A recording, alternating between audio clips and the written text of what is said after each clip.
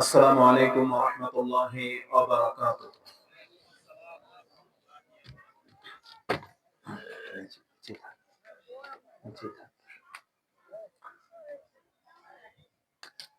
ইন্নাল হামদালিল্লাহ নাহমাদুহু ওয়া নাস্তাঈনুহু ওয়া নাস্তাগফিরুহ ওয়া না'উযু বিল্লাহি মিন শুরুরি আনফুসিনা ওয়া মিন sayyi'ati a'malina man yahdihillahu fala mudilla lahu wa man yudlilhu fala hadiya lahu. وأشهد أن لا إله إلا الله وحده لا شريك له وأشهد أن نبينا محمد عبد الله ورسوله صلى الله وسلم وبارك عليه وعلى آله وصحبه أجمعين.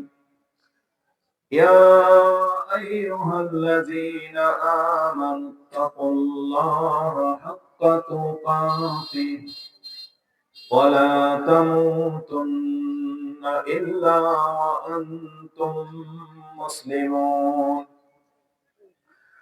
يا أيها الذين آمنوا اتقوا الله وقولوا قولا سديدا يصلح لكم أعمالكم ويغفر لكم ذنوبكم ومن يطع الله ورسوله فقد فاز فوزا عظيما. أما بعد فإن أصدق الحديث كلام الله وخير الهدي هدي محمد صلى الله عليه وسلم وشر الأمور محدثاتها وكل محدثة بدعة وكل بدعة ضلالة وكل ضلالة في النار. فقد قال الله تعالى في كلامه المجيد بعد أعوذ بالله من الشيطان الرجيم إن تجتنبوا كبائر ما تنهون عنه نكفر عنكم سيئاتكم وندخلكم مدخلا كريما. وقال الله تعالى في موضع آخر ولقد أوحي إليك وإلى الذين من قبلك لئن أشركت ليحبطن عملك ولتكونن من الخاسرين. وعن رسول الله صلى الله عليه وسلم قال الله تبارك وتعالى أنا أغنى الشركاء عن الشرك من عمل عملا أشرك فيه معي غيري تركته وشركه. أخرجه المسلم في كتاب صفات الجنة. وعن أبي هريرة رضي الله تعالى عنه قال رسول الله صلى الله عليه وسلم اجتنبوا 7 الموبقات. قيل يا رسول الله ما هن؟ قال إشراك بالله والسحر إلى آخر الحديث. وقال هذا حديث صحيح أخرجه البخاري. প্রশংসা মাত্র আল্লাহ সুবহানাহু ওয়া তাআলা, যিনি বিশ্ব জগতের একমাত্র মালিক, যিনি এক ও একক,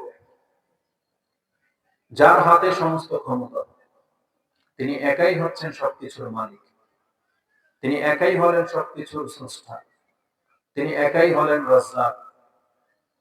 তার কাছে আমাদেরকে ফিরে যেতে হবে। এই সার্বভৌমত্ব তিনি একাই নিয়ন্ত্রণ করেন। না তিনি তার কোনো সঙ্গী গ্রহণ করেছেন, আর না তার কোনো সন্তান রয়েছে। তিনি আমাদেরকে তার পরিচয় জানিয়েছেন কোরআনের মাধ্যমে, এবং এই পৃথিবীতে যত রকমের গুমরাহি আছে তা থেকে তিনি আমাদেরকে সঠিক রাস্তা দেখিয়েছেন। আমরা সেই সত্তার প্রশংসা করি যিনি এক ও একক, যিনি আমাদের মাবুদ, যিনি আমাদের ইলাহ, যিনি আমাদের রাজ্জাক, যিনি আমাদের জীবন এবং মৃত্যুর মালিক। আমরা বলি আলহামদুলিল্লাহ। সালাতু ওয়াস সালাম প্রিয় নবী মুহাম্মদুর রাসূলুল্লাহ সাল্লাল্লাহু আলাইহি ওয়াসাল্লামের প্রতি, যার মাধ্যমে আমরা এই কল্যাণকর দিন পেয়েছি, যিনি আমাদের মাঝে আল্লাহ সুবহানাহু ওয়া তাআলার পরিচয় নিয়ে প্রেরিত হয়েছেন, যিনি আমাদেরকে এক আল্লাহর দিকে ডেকেছেন এবং আল্লাহর পক্ষ থেকে যে শরীয়ত তিনি প্রাপ্ত হয়েছেন সেই শরীয়তের উপরে তিনি আমল করেছেন এবং আমাদেরকেও সেই পথেই ডেকেছেন। আমরা সেই রাসূলের প্রতি সালাত এবং সালাম পাঠ করি, যার পথ পন্থাই হলো একমাত্র সঠিক পথ, যার মাধ্যমই হলো একমাত্র মাধ্যম, যে মাধ্যম দিয়ে আমরা আল্লাহ পর্যন্ত পৌঁছব। আমরা সেই রাসূলের প্রতি সালাত এবং সালাম পাঠ করে আমরা বলি আল্লাহুম্মা সাল্লি ওয়া সাল্লিম ওয়া বারিক আলা নবিয়িকা মুহাম্মদ। যেমনটা আপনারা শুনেছেন, আজকে এখানে আমাকে বলা হয়েছে আমি যেন শিরক এবং বিদআতের কুফর বা ভয়াবহতা নিয়ে আলোচনা করি, এবং আমাকে এটাও বলা হয়েছে যে আমাদের সমাজের মধ্যে সবথেকে বড় অপরাধ যেগুলো, সেগুলো যেন কিছুটা ইঙ্গিত করা হয়। আমি বলবো এটা শুধু এই সমাজের বিষয় না, এটা বাংলার জমিনের যে কোনো সমাজেরই বিষয়। আজকে বর্তমানে আমরা মুসলিম সমাজে কোনো একটা অঞ্চলেই শুধু কোনো একটা পাপের সাথে সম্পর্কযুক্ত না, এটা কোনো একটা বয়সের সাথে সম্পর্কযুক্ত না, বরং আজকে প্রত্যেকটা সেক্টরে, প্রত্যেকটা স্থানে ওই একই রকম পাপ খুঁজে পাওয়া যায়। ওই একই রকমের অপরাধ, যেটা কিশোরগঞ্জে আছে ওটা নারায়ণগঞ্জেও আছে, ওটা গোপালগঞ্জেও আছে, এটা মানিকগঞ্জেও আছে, ওটা সব জায়গায়তে আছে।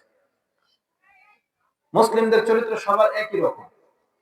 আবার যখন বলা হয় যুবকদেরকে নিয়ে কিছু বলেন, তখন দেখতে পাই শুধু যুবকরাই পাপ করে না, বৃদ্ধরাও পাপ করে।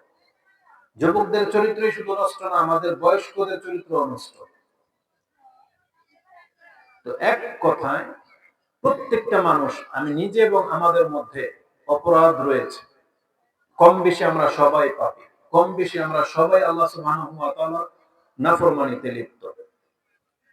এক বক্তব্যে হয়তো সবকিছু পরিবর্তন হয়ে যাবে না, তবে এই কল্যাণকর আয়োজন উপকার এটাই হয়, যিনি বলে বক্তা সেও সতর্ক হয় এবং যারা শোনে তাদের অন্তরেও এটা প্রভাব ফেলে, তারাও চেষ্টা করবে যে আমাকে শুধরানো উচিত, তওবা করা উচিত। এজন্য কল্যাণকর কথার সাথে লেগে থাকা, এটাতে আমাদের কল্যাণ রয়েছে। যেমন রাসূলুল্লাহ সাল্লাল্লাহু আলাইহি ওয়াসাল্লামকে আল্লাহ বলেছেন ফাযাক্কির ফাইন্না যিকরা তানফাউল মুমিনিন, আপনি উপদেশ দিতে থাকেন, যারা মুমিন তাদের জন্য উপদেশ ফলপ্রসূ হয়। ফাইন্না যিকরা তানফাউল মুমিনিন, অবশ্যই মুমিনদের উপদেশ উপকারে আসে। এজন্য কোরআন এবং হাদিসের যত বেশি উপদেশ আপনি শুনবেন, আপনার তত বেশি কল্যাণ হবে। এজন্য সবথেকে উত্তম অবস্থা হচ্ছে জুমার খুতবা, যা প্রত্যেক সপ্তাহে আমাদের উপরে বাধ্যতামূলক করে দেওয়া হয়েছে। এবং আল্লাহ সুবহানাহু ওয়া তাআলা আমাদেরকে ডেকেছেন যে জুমার আযান যখন হবে তোমরা দ্রুত গতিতে মসজিদে আসো আল্লাহর স্মরণের জন্য। মূলত এখানে সালাতের পূর্বে যে খুতবা, এই খুতবা মনোযোগ সহকারে শোনার জন্য আল্লাহ এই ব্যবস্থা করেছেন। তাতে আপনার নেকি হবে, তাতে আপনার মর্যাদা বৃদ্ধি পাবে, আর সবচেয়ে বড় উপকার যেটা খুতবা, মুসলিমদের নৈতিক চরিত্র ঠিক থাকবে। আজকে যদি উপদেশ দেওয়ার মতো লোক যদি কমে যায়, এই জাতি আরো বেশি গুমরাহী হয়ে যাবে। যেমন আমাদের স্কুল কলেজগুলোতে তাদেরকে ধর্মীয় কোন সাবজেক্ট শেখানো হয় না। আমরা মুসলিম, অথচ আমাদের বিদ্যাপীঠগুলোতে ধর্ম সম্পর্কে কোনো চর্চা হয় না। যার ফলে রেজাল্ট কি হয়েছে, আমাদের এই জাতি, আমাদের এই সন্তানগুলো বিগড়ে গেছে, ইসলাম থেকে মুখ ফিরিয়ে নিচ্ছে। ইসলামের যতগুলো হালাল হারাম আছে তারা সেগুলোকে হালাল করে নিচ্ছে, মনে ভাবতেছে যে আমাদের জীবনটা মনে হয় ওই ইহুদি নাসারা কাফেরদের মতোই জীবন চলে যাবে, তাতে কোনো কিছু ক্ষতি মনে হবে না। কিন্তু এটা মুসলিমদের হওয়া উচিত ছিল না, বরং মুসলিমদের স্কুলের মধ্যে প্রথম ক্লাসই হওয়া উচিত ছিল তার রব সম্পর্কে। তার প্রথম সাবজেক্ট এটা হতো, তার ধর্ম সম্পর্কে তাকে শিক্ষা দেওয়া উচিত ছিল, যেটা আমাদের ধর্ম, এটা আমাদের ইসলাম। তারপরে সেই ইসলামের তাবে অনুকূলে যে বিষয়গুলো আসবে সেগুলো আমাদের সন্তানরা শিখতো, এটা হওয়া উচিত ছিল। কিন্তু আমাদের সমাজ এই দায়িত্ব নেয়নি। একেবারে প্রাইমারি থেকে, কেজি থেকে নিয়ে একবারে ইউনিভার্সিটি পর্যন্ত সব জায়গায় ধর্মটাকে ছুড়ে ফেলে দেওয়া হয়েছে। তবে এতে জাতির কল্যাণ হবে না, জেনে নেন।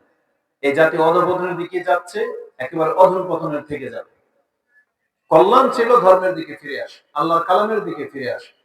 এখন এই কথাগুলো এখন গুটি কয়েক হুজুর, মানে যারা হুজুর সমাজ, যাদেরকে আপনারা আলেম সমাজ বা হুজুর সমাজ মনে করেন, তারাই শুধু আপনাদেরকে ধর্মের কথা বলে। তাদের পেছনে অনেকগুলো যুক্তি আছে, কারণ আছে। এক, তারা এই শিক্ষায় শিক্ষিত। দ্বিতীয় কারণ হচ্ছে এটা তাদের দায় ভার আছে, এটা তাদের দায়িত্ব। কারণ তারা যখন কোরআন হাদিস পড়েছে তখন দেখতে পেয়েছে যে এটাতেই কল্যাণ আছে। জাতিকে যদি দাওয়াত না দেই তাহলে আল্লাহ আমাদেরকেও ধরবে। আর সবচেয়ে বড় ব্যাপার হচ্ছে, একে অপরকে যদি আমরা ইসলামের দাওয়াত না দিই তাহলে এই ইসলাম আগে বাড়বে না, এটা এখানেই থেমে যাবে। কারণ প্রচার প্রসারই হচ্ছে এটার অগ্রগতি, এটা প্রতিষ্ঠিত হওয়া। একটা সময় আমরা হয়তো ভাবতাম, যেমন অনেকে বলবে, দেখবেন যে আপনি যদি ইসলামের অনুসারী না হন তাতে ইসলামের কোনো ক্ষতি হবে না বা ইসলামের কিছু যায় আসে না। কথাটা কিন্তু সত্য নয়। বরং জেনে নেন, আপনি যদি ইসলাম অনুসরণ না করেন না, তাহলে ইসলাম ধর্ম ওই সমাজ থেকে গায়েব হয়ে যাবে, বিলুপ্ত হয়ে যাবে। ইসলাম সেখানে থাকবে না। যেখানে যেটা চর্চা হয় ওখানে ওটাই প্রতিষ্ঠিত হয়ে যায়, তখন আর ইসলাম থাকবে না। এবং আপনাকে দলিল স্বরূপ আমি সেই হাদিস শোনাতে চাচ্ছি। রাসূল বলেছেন, এই পৃথিবী থেকে একদিন ইসলাম উঠে যাবে, আল্লাহর নাম নেওয়ার মতো কোনো মানুষ থাকবে না। মানুষ থাকবে পৃথিবীতে, পৃথিবী ভরা মানুষ থাকবে, কিন্তু আল্লাহর নাম নেওয়ার মতো কোনো মানুষ থাকবে না। আর রাসূল বলেছেন এটাই হবে সবচেয়ে নিকৃষ্ট জাতি এবং এদের উপরে কিয়ামত হবে। তার মানে যখন মানুষ আল্লাহর নাম ভুলে যাবে, এর মানে এই না যে আল্লাহ নাই, আল্লাহ গায়েব হয়ে গেছেন বা আল্লাহর নাম নিশানা মিটে গেছে, এমন না। বরং আল্লাহ আপন জায়গাতে আছেন, কিন্তু আমি আর আপনি আল্লাহ সুবহানাহু ওয়া তাআলার ইত্তেবা না করার কারণে, আল্লাহর বন্দেগী না করার কারণে আমরা ধ্বংসের দিকে ঠেলে দিচ্ছি নিজেদেরকে, ধ্বংসের দিকে পা বাড়াচ্ছি। তো রাসূল বলেছেন কিয়ামত হবে এমন একটা জাতির উপরে যেখানে আল্লাহ নাম নেওয়াটার মতো কোনো ব্যক্তি বাকি থাকবে না। আর পৃথিবী ওই দিকে যাচ্ছে। আরেকটা দলিল হলো, রাসূলুল্লাহ সাল্লাল্লাহু আলাইহি ওয়াসাল্লাম তিনি বদরের যুদ্ধের দিন ৩১৩ জন সাহাবীকে নিয়ে যখন কাফেরদের বিরুদ্ধে যুদ্ধ করতে নামলেন, তখন তিনি দেখতে পেয়েছিলেন যে অপর দিক থেকে হাজার সৈন্যবাহিনী এসেছে আমাদেরকে এখন ধ্বংস করে দেবে। কিন্তু আল্লাহর ওয়াদা সত্য, আল্লাহ বলেছেন আমি আপনাকে সাহায্য করব। তখন রাসূলুল্লাহ সাল্লাল্লাহু আলাইহি ওয়াসাল্লাম আল্লাহকে ওই কথাটাই স্মরণ করিয়ে দিয়ে দোয়া করতেছেন, আল্লাহুম্মা ইন তুহলিক হাযিহিল ইসাবাতা মিন আহলিল ইসলাম লাম তুবাদ ফিল আরদ। আল্লাহ আজকে যদি এই গুটি কয়েকটা মুসলিমকে আজকে আপনি হালাক করে দেন, এই কাফেররা যদি এদেরকে মেরে দেয়, দিতে সক্ষম হয়, তাহলে এই জমিনে আপনার ইবাদত করার মতো আর কেউ বাকি থাকবে না। এটা রাসূল বলেছিলেন। কারণ এই ৩১৩ জনই শুধু আমার প্রতি ঈমান এনেছে। আজকে তাদেরকে নিয়ে আমি বদরের যুদ্ধে উপস্থিত হয়েছি। আজকে তারা যদি কাফেরদের হাতে হালাক হয়ে যায়, মরে যায়, তাহলে আপনার নাম আর নিবে কে? এইভাবে দোয়া করেছিলেন। কিন্তু রেজাল্ট কি? আল্লাহ সুবহানাহু ওয়া তাআলা ৩১৩ জনকে বিজয়ী দান করলেন, কাফেরদেরকে নাস্তানাবুদ করে দেওয়া হলো। তো ওই হাদিসের মধ্যে কথাটা আছে যে আল্লাহ এই যে এই কয়টা লোক ইসলাম পালন করে এরা যদি হালাক হয়ে যায়, তাহলে এই পৃথিবীতে আপনার ইবাদত আর হবে না। এটাই হচ্ছে আমাদের দলিল, যে যেই সমাজে ধর্মের অনুসারী না থাকবে সেই সমাজে ধর্ম টিকে থাকবে না। আজকে আমাদের সমাজে যদি সবাই দাঁড়িয়ে ফেলে দেন, কেউ যদি সব নামাজ ছেড়ে দেন, বেপরদা হয়ে ঘোরে, তাহলে এই সমাজটা কি হবে? একটা বেদিনী সমাজ তৈরি হবে। কিন্তু আজকে ধর্মের লোক আছে বিদায়, মসজিদে আজান হচ্ছে বিদায়, তাও আপনি বুঝতে পারেন যে এটা একটা মুসলিম নগরী। কিন্তু পৃথিবীর এমন অঞ্চল আছে যেখানে আজান হয় না, মসজিদই নেই। সেখানে আপনি ভাবতে পারবেন না যে সেখানকার মানুষের জীবনযাত্রা কেমন।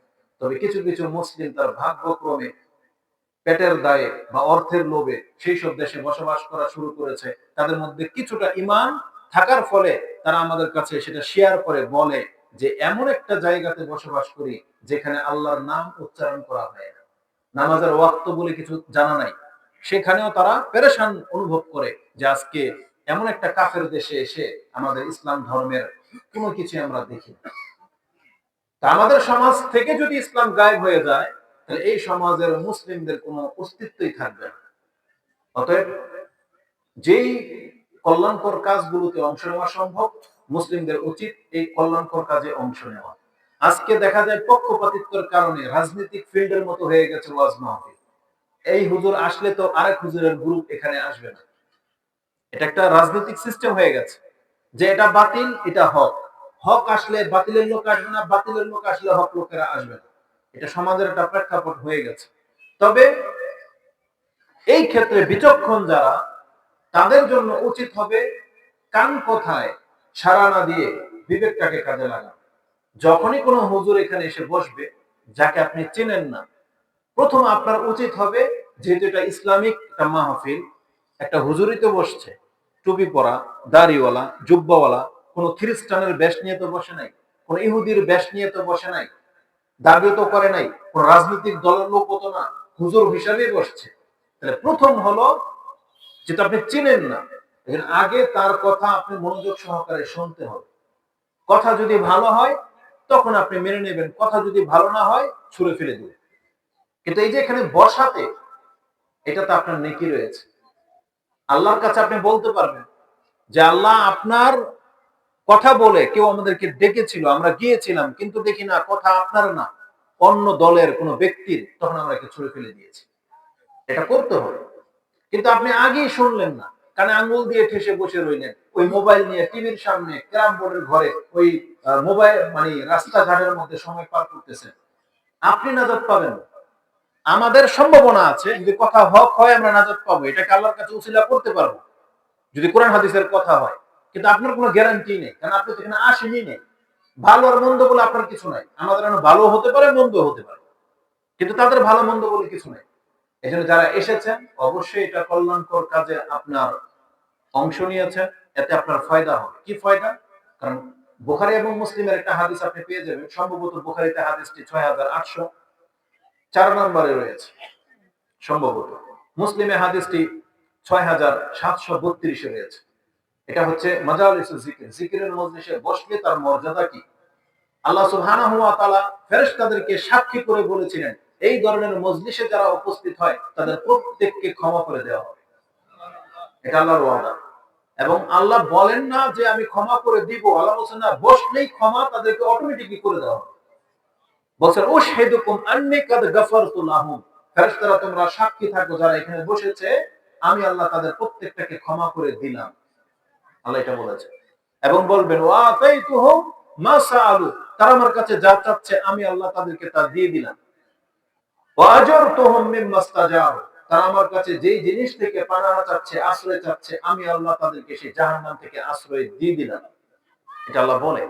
এবং ফেরেশতারা বলে যে রাব্বি ফীহিম ফুলানুন আবদুন খাত্তাউন ইন্নামা মাররা ফাজালাসা মাহু, আল্লাহ একজন চরম পাপী এখানে বসা, আপনি এই মাহফিলে বসার কারণে, ওই জুমার খুতবায় আসার কারণে একেও আপনি ক্ষমা করে দিবেন? এত বড় পাপীকে, মানে এটা বিস্ময়কর না? এটা সামান্য ১ ঘন্টার একটা বক্তব্যের মধ্যে আপনি বসলেন আর আল্লাহ আপনার পাপ মাফ করে দিবে। এটা একটা বিস্ময়কর ব্যাপার না? আমাদের হয়তো আপনার সুবহানাল্লাহ হয়তো বলেছেন, কিন্তু আপনার গায়ের একটা পশমও দাঁড়ায় নাই, কারণ আপনার কাছে তো এগুলো তো ডাল ভাত। মানে আল্লাহ যে আপনার সমস্ত পাপকে মাফ করে দেওয়ার ঘোষণা করে দিলেন, আপনার কারো কোনো প্রতিক্রিয়া হয়নি, কিন্তু বিষয়টা তো বিস্ময়কর। কিন্তু আপনি ফিল করেন নাই, মানে অনুভব হয় নাই আপনার, কিন্তু ফেরেশতাদের এটা অনুভব হয়েছে যে এমন ব্যাপার, যেই ধরনের আল্লাহর জিকিরের মজলিসে বসলে পাপ সব মাফ হয়ে যাবে, একজন চরম পাপী তাকেও আপনি মাফ করে দিলেন। আল্লাহকে স্মরণ করিয়ে দিচ্ছে যে রাব্বি ফীহিম আবদুন খাত্তাউন, একটা চরম পাপী বসে এখানে। কিন্তু আল্লাহ যখন কমেন্ট করে, আল্লাহ যখন ডিক্লেয়ার দেয়, তখন কি আর কোনো কিছু গায়েব থাকে? আল্লাহর কাছে সবই স্পষ্ট।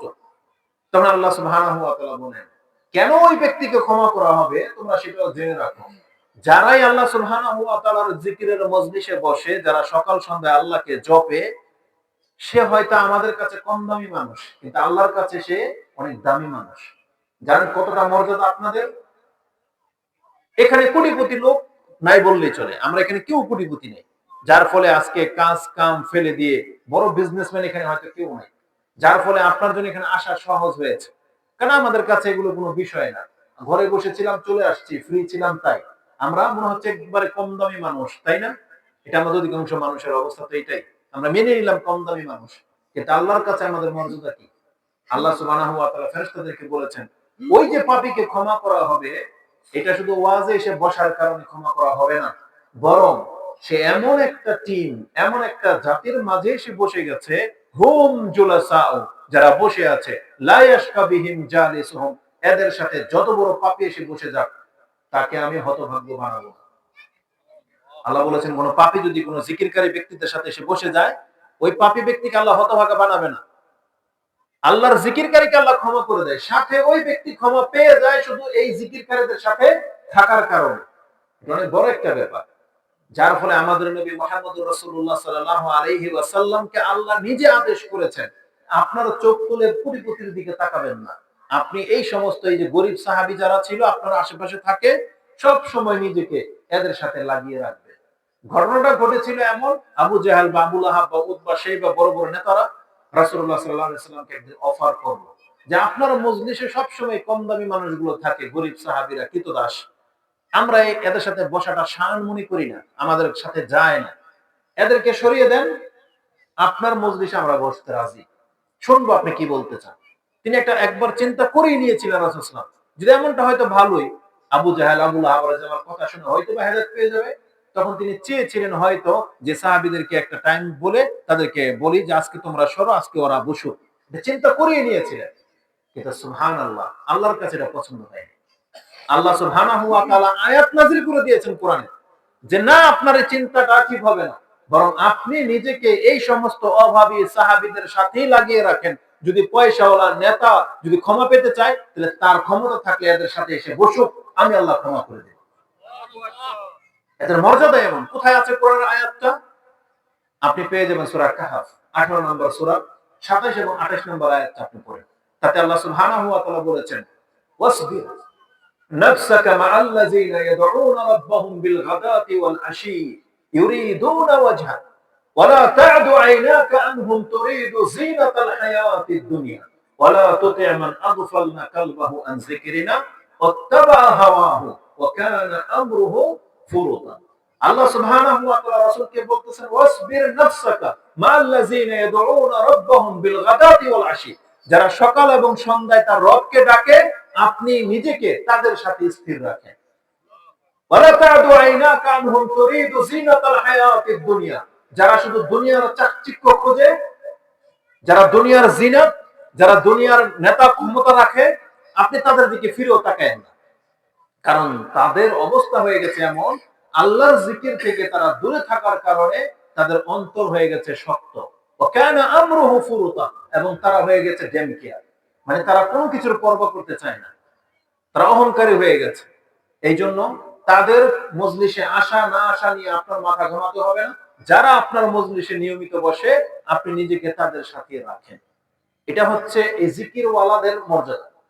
যারা হয়তো গরিব, যারা হয়তো অভাবী, কালো, জীর্ণ শীর্ণ, যাদেরকে সমাজে কেউ মূল্যায়ন করে না, কিন্তু যারা আল্লাহর জিকির করেন, আপনি জেনে নেন এটা আপনার মর্যাদা। বরং আল্লাহ রাসূলকে কি বলেছেন যে আপনি জানিয়ে দেন, যারা আমার জিকিরে বসে তারা হয়তো কম দামি, কিন্তু আমি আল্লাহ আমার বৈঠকে তাদের কথা স্মরণ করি। এটা হচ্ছে আমাদের মর্যাদা। এই জন্য দুঃখ করার কিছু নাই, সংখ্যা কম না বেশি এগুলো দেখা দেখির দরকার নাই, বরং আল্লাহর কথা যে শুনবে এবং যে শোনাবে দুইজনই সম্মানিত। আজকে তো আমার সামনে কমপক্ষে 500 মানুষের বেশি হবেন হয়তো, বা 500 ধরে নিলাম, 1500 ধরেন, আমাদের মর্যাদা তো অনেক। যেখানে কোরআনে একজন ব্যক্তির কথা আসছে, সে আমাদের মতো এত হাজার মানুষের সামনে বক্তব্য দেয় নাই, হাজার মানুষের সামনে ওয়াজ করে নাই, সে শুধু একজন ব্যক্তি নিজের সন্তানের সামনে ওয়াজ করেছে। একজন পিতা, আর সামনে শ্রোতা হচ্ছে তার সন্তান, ওয়াজ করতেছে। ওয়াজ, আল্লাহ ওয়াজ শব্দটাই বলেছেন। ওয়াইযা ক্বালা লুকমানু লিবনিহি ওয়া হুয়া ইয়াইযুহু, লোকমান তার ছেলেকে ওয়াজ করতেছে, একজন বক্তা একজন শ্রোতা। কিন্তু আল্লাহর কাছে ওয়াজ এত ভালো লেগেছে যে আল্লাহ কোরআনের আয়াত করে রেখে দিয়েছে। কি মনে করেন যে সূরা লোকমান যে আপনি পড়েন, কি আছে তাতে? লোকমান আলাইহিস সালামের উপদেশ নাই? উপদেশগুলোই মানে একজন ছেলে তার সন্তানের কাছে ওয়াজ করতেছে, আল্লাহর কাছে এটা এত ভালো লেগেছে যে আল্লাহ এই দুইজনের কথা কোরআনের মধ্যে রেখে দিয়েছে। তো আল্লাহ সুবহানাহু ওয়া তাআলা সম্মান দিতে জানে, আমরা শুধু সম্মান নিতে জানি না। কিসে সম্মান আছে এটাই আমরা জানলাম না। এজন্য এই ধরনের মজলিসগুলোকে আপনি গুরুত্বের সাথে নেওয়ার চেষ্টা করেন, অবশ্যই এটা আপনার জন্য কল্যাণ রয়েছে। আল্লাহ আমাদেরকে কবুল করুন, আমিন। এবার আসুন আমি আমার মূল বক্তব্যের দিকে ফিরে আসি। যে বিষয়টা আমাদেরকে দেওয়া হয়েছে এটা অত্যন্ত সেনসিটিভ বা গুরুত্বপূর্ণ একটা ব্যাপার। যেমনটা এই যে মাদ্রাসার ৩ বছরের থ্রি ক্লাসের একটা মেয়ে যে বিষয়টা তুলে ধরেছিল, ও নগণ্য, ছোট মেয়ে, দুর্বল মানুষ, কিন্তু বিষয়টা এমন বলেছে এটার উপর আর কোনো বিষয় হতে পারে, এটার উপরে আর কোনো সাবজেক্ট নাই। কারণ এই বিষয় নিয়ে আল্লাহ যতজন নবী রাসূল পাঠিয়েছেন বিষয় এটাই। কি? শুধু আপনি তাওহীদের প্রচার করেন, আল্লাহর একত্ব ঘোষণা করেন, আল্লাহর দিকে মানুষকে ডাকেন, শিরক থেকে মানুষকে বাঁচান। এটাই ছিল নবী রাসূলদের দাওয়াত। আল্লাহ সুবহানাহু ওয়া তাআলা বলেন প্রত্যেকটা জাতিকে আল্লাহ সুবহানাহু ওয়া তাআলা এই বলে এই মর্মে রাসূল পাঠিয়েছেন যে আনি ইবুদুল্লাহ ওয়াজতানিবুত তাগুত, তোমরা আল্লাহর ইবাদত করো এবং তাগুত থেকে বাঁচো, সীমালঙ্ঘন থেকে বাঁচো। আল্লাহ ছাড়া যতগুলো ব্যক্তির সম্পর্ক নিয়ে বাড়াবাড়ি করা হয় আল্লাহ বলেছেন এদেরকে ছাড়ো, এদের থেকে বাঁচো। আল্লাহর গোলামি করতে বলা হয়েছে, কিন্তু আমরা ঘুরে ফিরে ওই তাগুতের পূজায় লিপ্ত থাকি। আল্লাহ সুবহানাহু ওয়া তাআলার আইনের বিপক্ষে যত নিয়ম কানুন বাংলার জমিনে আছে আমরা ওগুলোকে ফলো করি, কিন্তু আল্লাহ সুবহানাহু ওয়া তাআলার বিধান আপনি মানতেই চান না। আপনার কাছে সেটা বর্বরতা মনে হয়, আপনার কাছে সেটা কঠিন মনে হয়। কেন জানেন? এটার রিজন আছে, একটা কারণ আছে। আমি যদি আল্লাহ সুবহানাহু ওয়া তাআলার বিধানকে প্রতিষ্ঠিত করি, তাহলে আল্লাহর বিধান হলো যেই ব্যক্তি চুরি করবে তার হাত কেটে দেওয়া হবে, যেই ব্যক্তি বিবাহিতর পরে জিনা করবে তাকে হত্যা করে দেওয়া হবে, যেই ব্যক্তি একে অপরকে খুন করবে বদলায় তাকে খুন করা হবে, হত্যা করা হবে। কেউ যদি কাউকে আঘাত করে একটা চোখ নষ্ট করে দেয়, ইসলামের বিচার হলো ওকে ধরে এনে ওরও চোখ নষ্ট করে দিতে হবে। এটা ইসলামের বিধান। এখন এটা কেন বাংলার জমিনে বাস্তবায়ন হয় না? কারণ আমি তো বিচারক, এখন আমি তো নিজেই হচ্ছে অপরাধী, আমি নিজেই চোর।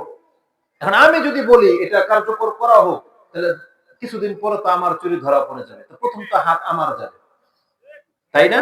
এজন্য আমাদের নেতারা কোনোদিন এই বিধান বাস্তবায়ন করবে না, কোনোদিন করবে না। বুঝেন? আজকে অধিকাংশ পার্সন জেনায় লিপ্ত, একেবারে অল্প বয়স থেকে বৃদ্ধ বয়স পর্যন্ত জেনায় লিপ্ত। এখন যদি ওই বিধান কায়েম করা হয় যে ধরতে পারলে তাকে হত্যা করে দেওয়া হবে, তাহলে মরবো তো আমরাই, ওই নেতারাই মরবে যারা নায়িকা গায়িকাদের সাথে ক্লাবে নাচে এবং তাদের ওই পার্সোনাল রুমে নিয়ে যায়। তাদের তাই কদিন পরে ফাঁস হয়ে যায়, তারাই ধরা পড়বে, তাদের কল্লা যাবে। এই জন্য এই বিধান বাস্তবায়ন করা যাবে না। অথচ আমরা সবাই কিন্তু মুসলিম। এখানে আমরা যারা আছি, হিন্দুকে হাত তোলেন তো দেখি, একজন নাই? আলহামদুলিল্লাহ। তাহলে আমরা সবাই মুসলিম, কিন্তু আপনার সমাজে কি ইসলাম দিয়ে বিচার হয়? বিচার হয় না। তো আল্লাহ সুবহানাহু ওয়া তাআলা এই বাংলার জমিনে আমরা যে ধরনের মুসলিম, আসলে আল্লাহ সুবহানাহু ওয়া তাআলার বিধান তো এতদিন কায়েম হয়ে যাওয়ার কথা ছিল, কিন্তু কায়েম হচ্ছে না। অথচ মুহাম্মদুর রাসূলুল্লাহ সাল্লাল্লাহু আলাইহি সাল্লাম 13 বছর লেগেছে কিছু সাহাবীদেরকে জোগাড় করতে। ওই যে কতজন? 313 জন মদিনাতে চলে আসলেন হিজরত করে, মাত্র 313 জন নিয়ে লেগে গেলেন যুদ্ধ, ডিফেন্স করলেন কাফেরদেরকে। আর আমরা বাংলার জমিনে কত পার্সেন্ট মুসলিম? 90% মুসলিম। কিন্তু এখনো বাংলার জমিনে ওই জাহিলিয়াতের যুগে যা যা হতো আমাদের চোখের সামনে ওই তাই হচ্ছে। বরং অনেক সময় দেখা যায় ইসলাম পালন করতে গেলে বাধাপ্রাপ্ত হয়, আর হিন্দুরা বুক ফুলিয়ে পূজা অর্চনা করে। এটা বাংলার জমিনে ঘটে। মুসলিমরা যদি কোনো কাজ করতে হয় প্রশাসনিক কি লাগে? অনুমতি লাগে, কিন্তু হিন্দুরা ওদের মতো করে বরং প্রশাসন গিয়ে আরো সাপোর্ট দেয়। বুঝেন না? অথচ আমরা নাকি মুসলিম। অথচ রাসূলকে পৃথিবীতে কেন পাঠানো হয়েছিল জানেন? একেবারে শুরু থেকে যখন রাসূল দাওয়াত দিতেন তিনি এই কথাই বলতেন। তিনি বলতেন বাসানি আল্লাহ বিসিলাতিল আরহাম, আমাকে পাঠানো হয়েছে আমি যেন রক্তের আত্মীয়তার সম্পর্কে রক্ষা করে চলি, ওয়া কাসরিল আওসান, আমি যেন পুতুলগুলোকে সব ভেঙে দেই, ওয়া ইউহিদাল্লাহ ওয়া লা ইউশরিকু বিহি শাইআ, আমি যেন আল্লাহর একত্বটাকে ঠিক করি এবং আমি যেন তার সাথে শিরিক না করি। এটা হচ্ছে ইসলামের প্রথম দাওয়াত। যে আমি নবী, নবী মানে কি? নবী মানে হচ্ছে আমি আল্লাহর পক্ষ থেকে মেসেজ নিয়ে আসছি, আমি যেন আত্মীয়তার সম্পর্কটাকে রক্ষা করে চলি। আর আমি যেন ক্ষমতা অর্জন করি এবং যতগুলো পুতুল আছে যার পূজা করা হয় এগুলোকে যেন ভেঙে দিই। এই জন্য আল্লাহ আমাকে পাঠিয়েছেন। এবং আমি যেন আল্লাহর একত্বকে প্রতিষ্ঠিত করি, আমি যেন আল্লাহর সাথে কোনো কিছুকে শিরিক না করি, এই জন্য আমি মুহাম্মদ এই পৃথিবীতে এসেছি। এটা রাসূলের প্রথম দাওয়াত। কিন্তু আমাদের অবস্থাটা কি? আমরা এটা গ্রহণ করেছি? করিনি তো মনে হয়। কারণ রাসূলুল্লাহ সাল্লাল্লাহু আলাইহি সাল্লাম তো মাত্র 23 বছরে পুরো আরব দেশ থেকে এই মূর্তি পূজাকে উৎখাত করে দিয়েছে। পুরো আরব জাজিরার মধ্যে শুধু একটা শহর না, পুরো আরব জাজিরার সমস্ত মূর্তিকে উৎখাত করে দিয়েছেন রাসূলুল্লাহ সাল্লাল্লাহু আলাইহি সাল্লাম। আমরা না তার অনুসারী? আমাদের নসল না সাহাবা ইকরামদের রক্তে না আমরা গড়া? তাহলে আমাদের এই অবস্থাটা কেন? ওই শয়তান তো আমাদেরকে আবার এই পুতুল পূজার দিকে নিয়ে আসছে। আপনি বলবেন হুজুর আমরা তো পুতুল পূজা করি না, কিন্তু আপনি তো পুতুলের লাড্ডু তো খান। আপনার তো ডেকোরেটরের ব্যবসা আছে, আপনি না প্যান্ডেল বানিয়ে দিলেন, আপনি না লাইটিং করলেন, আপনি না সাপোর্ট করলেন, আপনি না গিয়ে ফিতা কেটে দিলেন। না আমাদের মুসলিম নেতারা কাটে না ফিতা? তাহলে কি মনে করে? তো বাংলার জমিনে আল্লাহর একত্ব প্রতিষ্ঠা করা এটা অতটা সহজ ব্যাপার না, যতদিন পর্যন্ত আপনি ইসলামকে না জানবেন। অথচ এটাই ছিল আমাদের মুসলিমদের প্রধান কাজ। আল্লাহ বলেই দিয়েছেন আমাদেরকে সূরা আয-যারিয়াত 11 নম্বর সূরা 56 নম্বর আয়াত আল্লাহ বলেছেন, ওমা খালাকতুল জিন্না ওয়াল ইনসা ইল্লা লিয়াবুদুন। আমি জিন এবং ইনসানকে কেবলমাত্র এই জন্যই সৃষ্টি করেছি যে তারা এই জমিনে কেবল আমার ইবাদত করবে। আইয়ুওয়াহিদুন, এর ব্যাখ্যা করা হয়েছে আইয়ুওয়াহিদুন, সে শুধু বেঁচে থাকবে আল্লাহর জন্য। এটা হচ্ছে আমাদের সৃষ্টি হওয়ার মূল রহস্য। কিন্তু আমরা বেঁচে আছি পেটের জন্য, দুনিয়ার জন্য। আল্লাহ সুবহানাহু ওয়া তাআলার হককে এটা আমরা ভুলে গেছি। হক বলে যে একটা কথা আছে, এটা আপনি জানেন? হক বলেন এটা আমার অধিকার, আমার হক। নিজের হকটা তো খুব ভালো বুঝেন। যখন বাবা মরে যায়, ভাইদের সাথে আপনার ঝগড়া, বোনদের সাথে ঝগড়া, কি নিয়ে? এই হক নিয়ে, এই ভাগাভাগি নিয়ে, তাই না? বাজারে গেলে, গাড়িতে বসলে আপনি সিটের মধ্যে খুব চাপাচাপি করে বসেন, একটু বলেন একটু ভাই চাপেন না কেন? কারণ আপনি মনে করেন আমার হক আছে তো, তাই না? আপনার হকটাকে যথার্থ নেওয়ার জন্য আপনি প্রয়োজনে ঝগড়া পর্যন্ত করতেছেন। ভাড়া একটু কম বেশি হয়ে গেলে ঝগড়া করতেছেন। জমি যদি আধা হাত যদি চাচার ভাগে চলে যায়, আপনি লাঠি নিয়ে দাঁড়িয়ে যাচ্ছেন, ভুলে যাচ্ছেন এটা আপনার চাচা, বলে যাচ্ছেন যে এটা আমার ভাতিজা, ভুলে যাচ্ছেন শুধু আধা হাত জায়গার জন্য। তার মানে নিজের হকটা খুব ভালো বুঝে। প্রত্যেকটা মানুষের এটাই হচ্ছে সেলফিশ হওয়া, নিজের স্বার্থ খুব বোঝে। কিন্তু আপনি আল্লাহর হক যে কিছু আছে এটা কোনোদিন জানার চেষ্টা করেছেন? কোন মুসলিম বলতে পারবেন যে আমি আমার রবের হক জানি? কোনোদিন চেষ্টাই করেন নাই। হক দিবেন তো দূরের কথা, আল্লাহর যে একটা হক আছে সেটি আপনি জানেন না। রাসূলুল্লাহ সাল্লাল্লাহু আলাইহি ওয়াসাল্লাম একদিন সফরে যাচ্ছেন বা গাধার পেছনে, মুয়াজ বিন জাবাল তিনি তার গাধার পেছনে বসেছেন। কুনতু রাদিফান নবী সাল্লাল্লাহু আলাইহি ওয়াসাল্লাম আলা হিমারিন ফাকালা লি ইয়া মুয়াজ আতাদরি মা হাক্কুল্লাহি আলাল ইবাদ ওয়া হাক্কুল ইবাদি আলাল্লাহ? কুলতু আল্লাহু ওয়া রাসূলুহু আ'লাম। মুয়াজ বিন জাবালকে রাসূলুল্লাহ সাল্লাল্লাহু আলাইহি সাল্লাম একা পেয়ে তার পাশাপাশি বসেছেন, এখন কথা বলবেন। এখন তিনি প্রশ্ন করলেন, আমরা হলে কি জিজ্ঞেস করতাম? আমাদের যুবকরা যখন দুইজনে এক পাশাপাশি মোটরসাইকেলে বসে, হোটেলে বসে, রাস্তা দিয়ে দেখা হয়, একসাথে যায়, চ্যাট করে, জানেন আমাদের কথোপকথন কি হয়?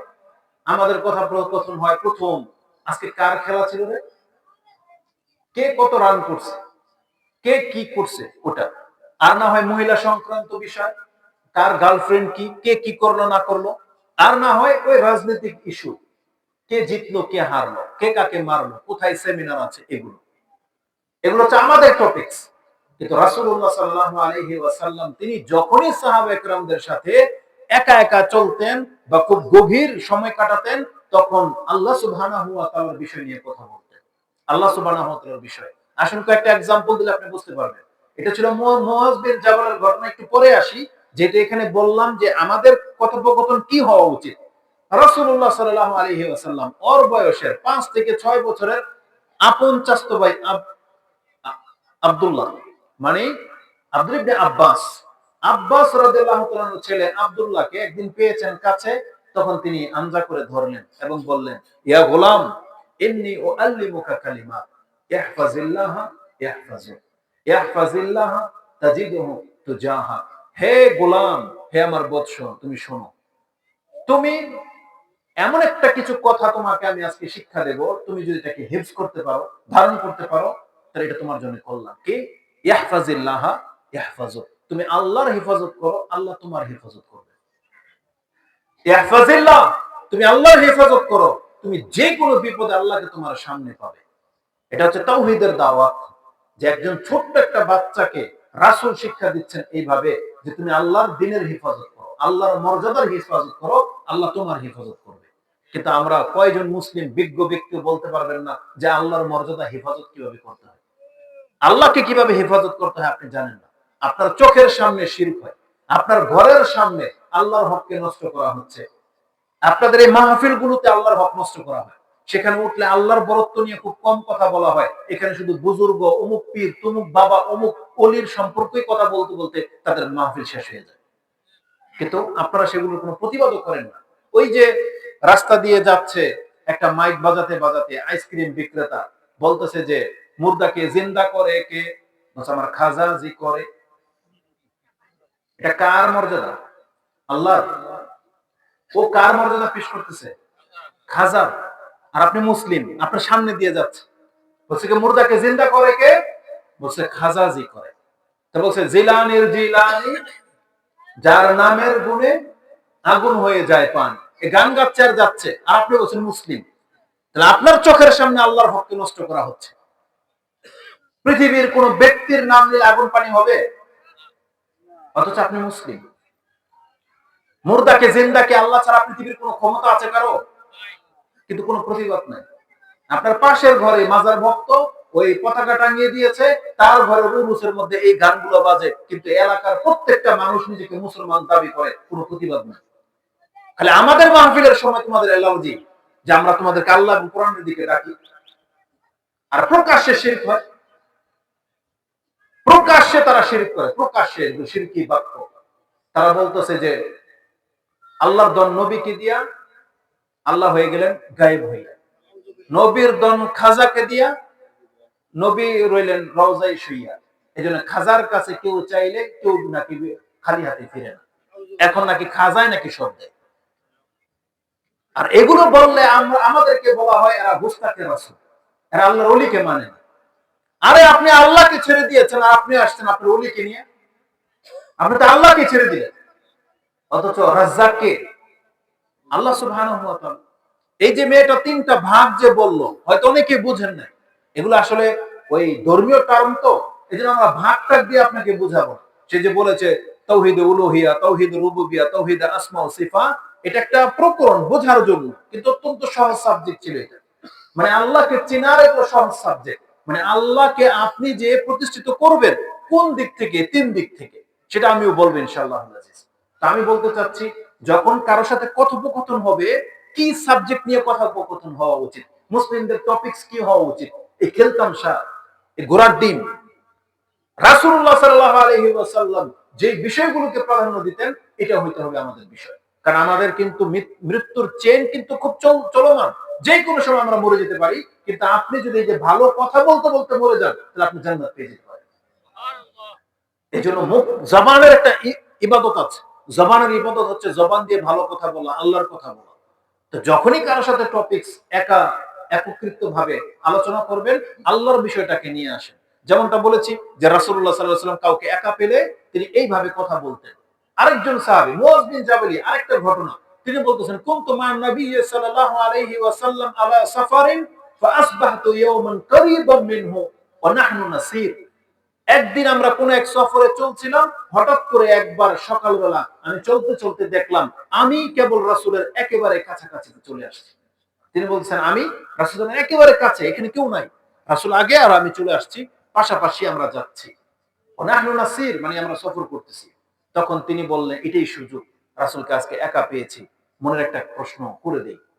ওই যে আমরা প্রশ্ন করলে কি করব, যত সব উল্টা পাল্টা। আমাদেরকে তো অনেকে প্রশ্ন করে যে হুজুর এমন একটা আমল বলে দেন কিভাবে পয়সাওয়ালা হওয়া যায়, বুঝছেন? এটা আমাদের প্রশ্ন।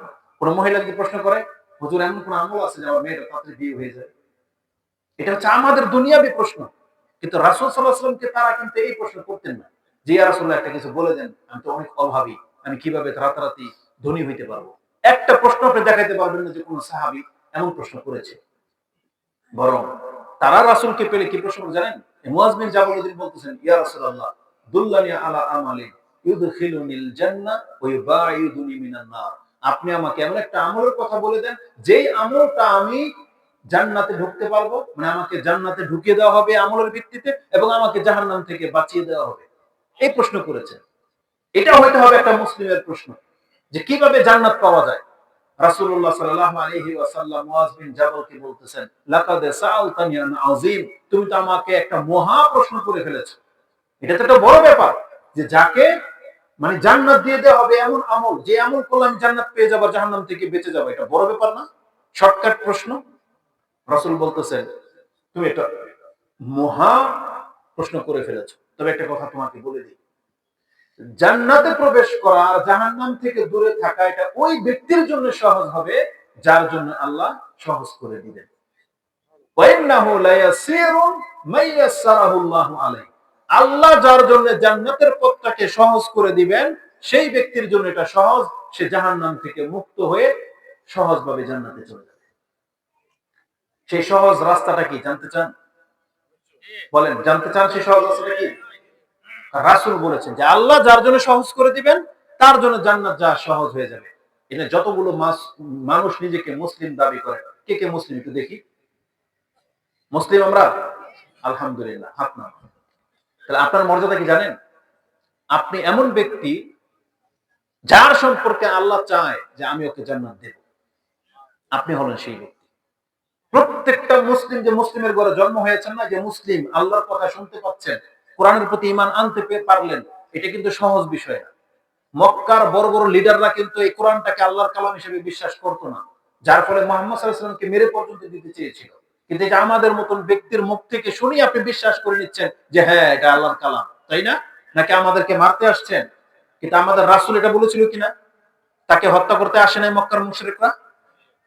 তাহলে যে কথার কারণে রাসূলকে মেরে দিতে চেয়েছিল, কিন্তু আপনারা কিন্তু সেই কথার কারণে কাউকে মারতে আসতেছেন না, বরং আরো স্বীকার করে নিচ্ছেন যে হ্যাঁ এটা আল্লাহর কালাম, হ্যাঁ আল্লাহর প্রতি আমরা বিশ্বাস এনেছি, জান্নাত সত্য, জাহান্নাম সত্য। এই বিশ্বাস করে নেওয়াটা, এটা কি আপনি সহজ ব্যাপার ভাবছেন? এটার জন্য মানুষ কাফের আর মুসলিম দুই ভাগ হয়ে গিয়েছিল তৎকালীন যুগে। রাসূলদেরকে তারা হত্যা করে দিত শুধু এই দাওয়াতের কারণে। কিন্তু এই দাওয়াত আপনারা সহজভাবে মেনে নিয়েছেন।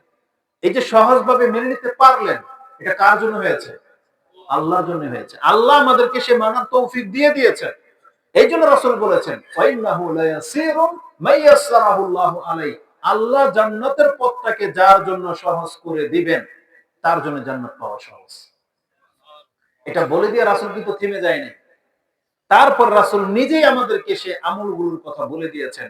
সেই সহজ আমলগুলো তুমি জানতে চাও, তখন রাসূল বলে দিয়েছেন, তা'বুদুল্লাহ ওয়া লা তুশরিকু বিহি শাইআ। এটা প্রথম কন্ডিশন, যে তুমি আল্লাহর ইবাদত করবে, এই জমিনে আল্লাহর সাথে তুমি শিরিক করবা না, এটা তুমি মেনে নাও। তারপরে কি করবা? ওয়া তুকিমুস সালাহ, তুমি নামাজ পড়ো, ওয়া তুতি যাকাত, তুমি যাকাত দিবে, ওয়া তাহুজ্জুল বাইত, তুমি হজ করবে, ওয়া তাসুমু রমাদান, তুমি রমজান মাসের সিয়াম পালন করবে। এই যে পাঁচটা কথা, এটা কি ইসলামের রুকন না? পাঁচটা পিলার আরকানুল ইসলাম। এই ইবাদত গুলোকে আমরা অধিকাংশ মুসলিমরা মনে করি কি এটা সস্তা, হালকা জিনিস। কিন্তু আপনি একবারও এগুলো নিয়ে ভাবেন না। একটা ইমারত, একটা বিল্ডিং এর মূল কি? Pillar, basement. আল্লাহ সুবহানাহু ওয়া তাআলা এত ইবাদত থাকতে এই পাঁচটাকে কেন ইসলামের পিলার বললেন? কেন? কারণ আল্লাহ সুবহানাহু ওয়া তাআলা চাচ্ছেন আমরা যেন সহজেই জান্নাত পেয়ে যাই।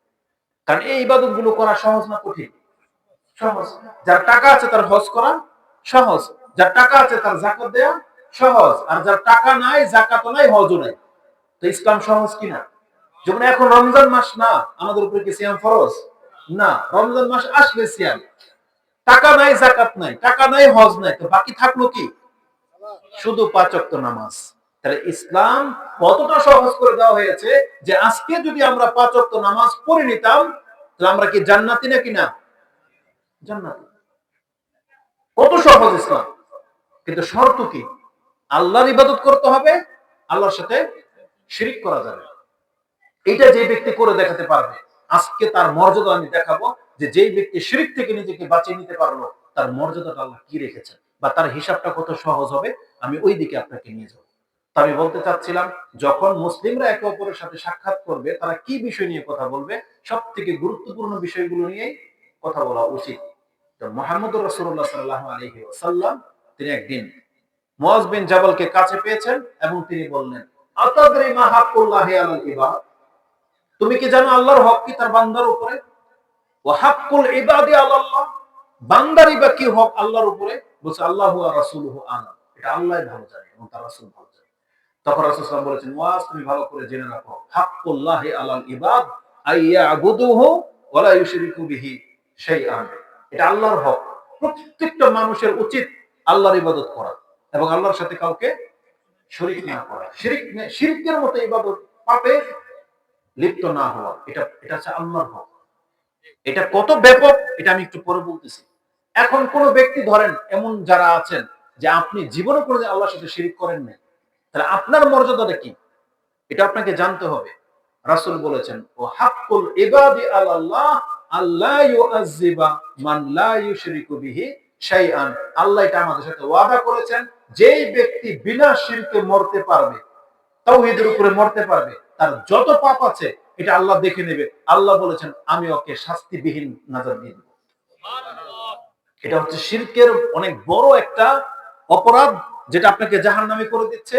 আর এটা হচ্ছে তাওহীদের সবচেয়ে বড় ফায়দা, যে আপনার পাপ থাকা সত্ত্বেও আপনি জান্নাত পেয়ে যাচ্ছেন।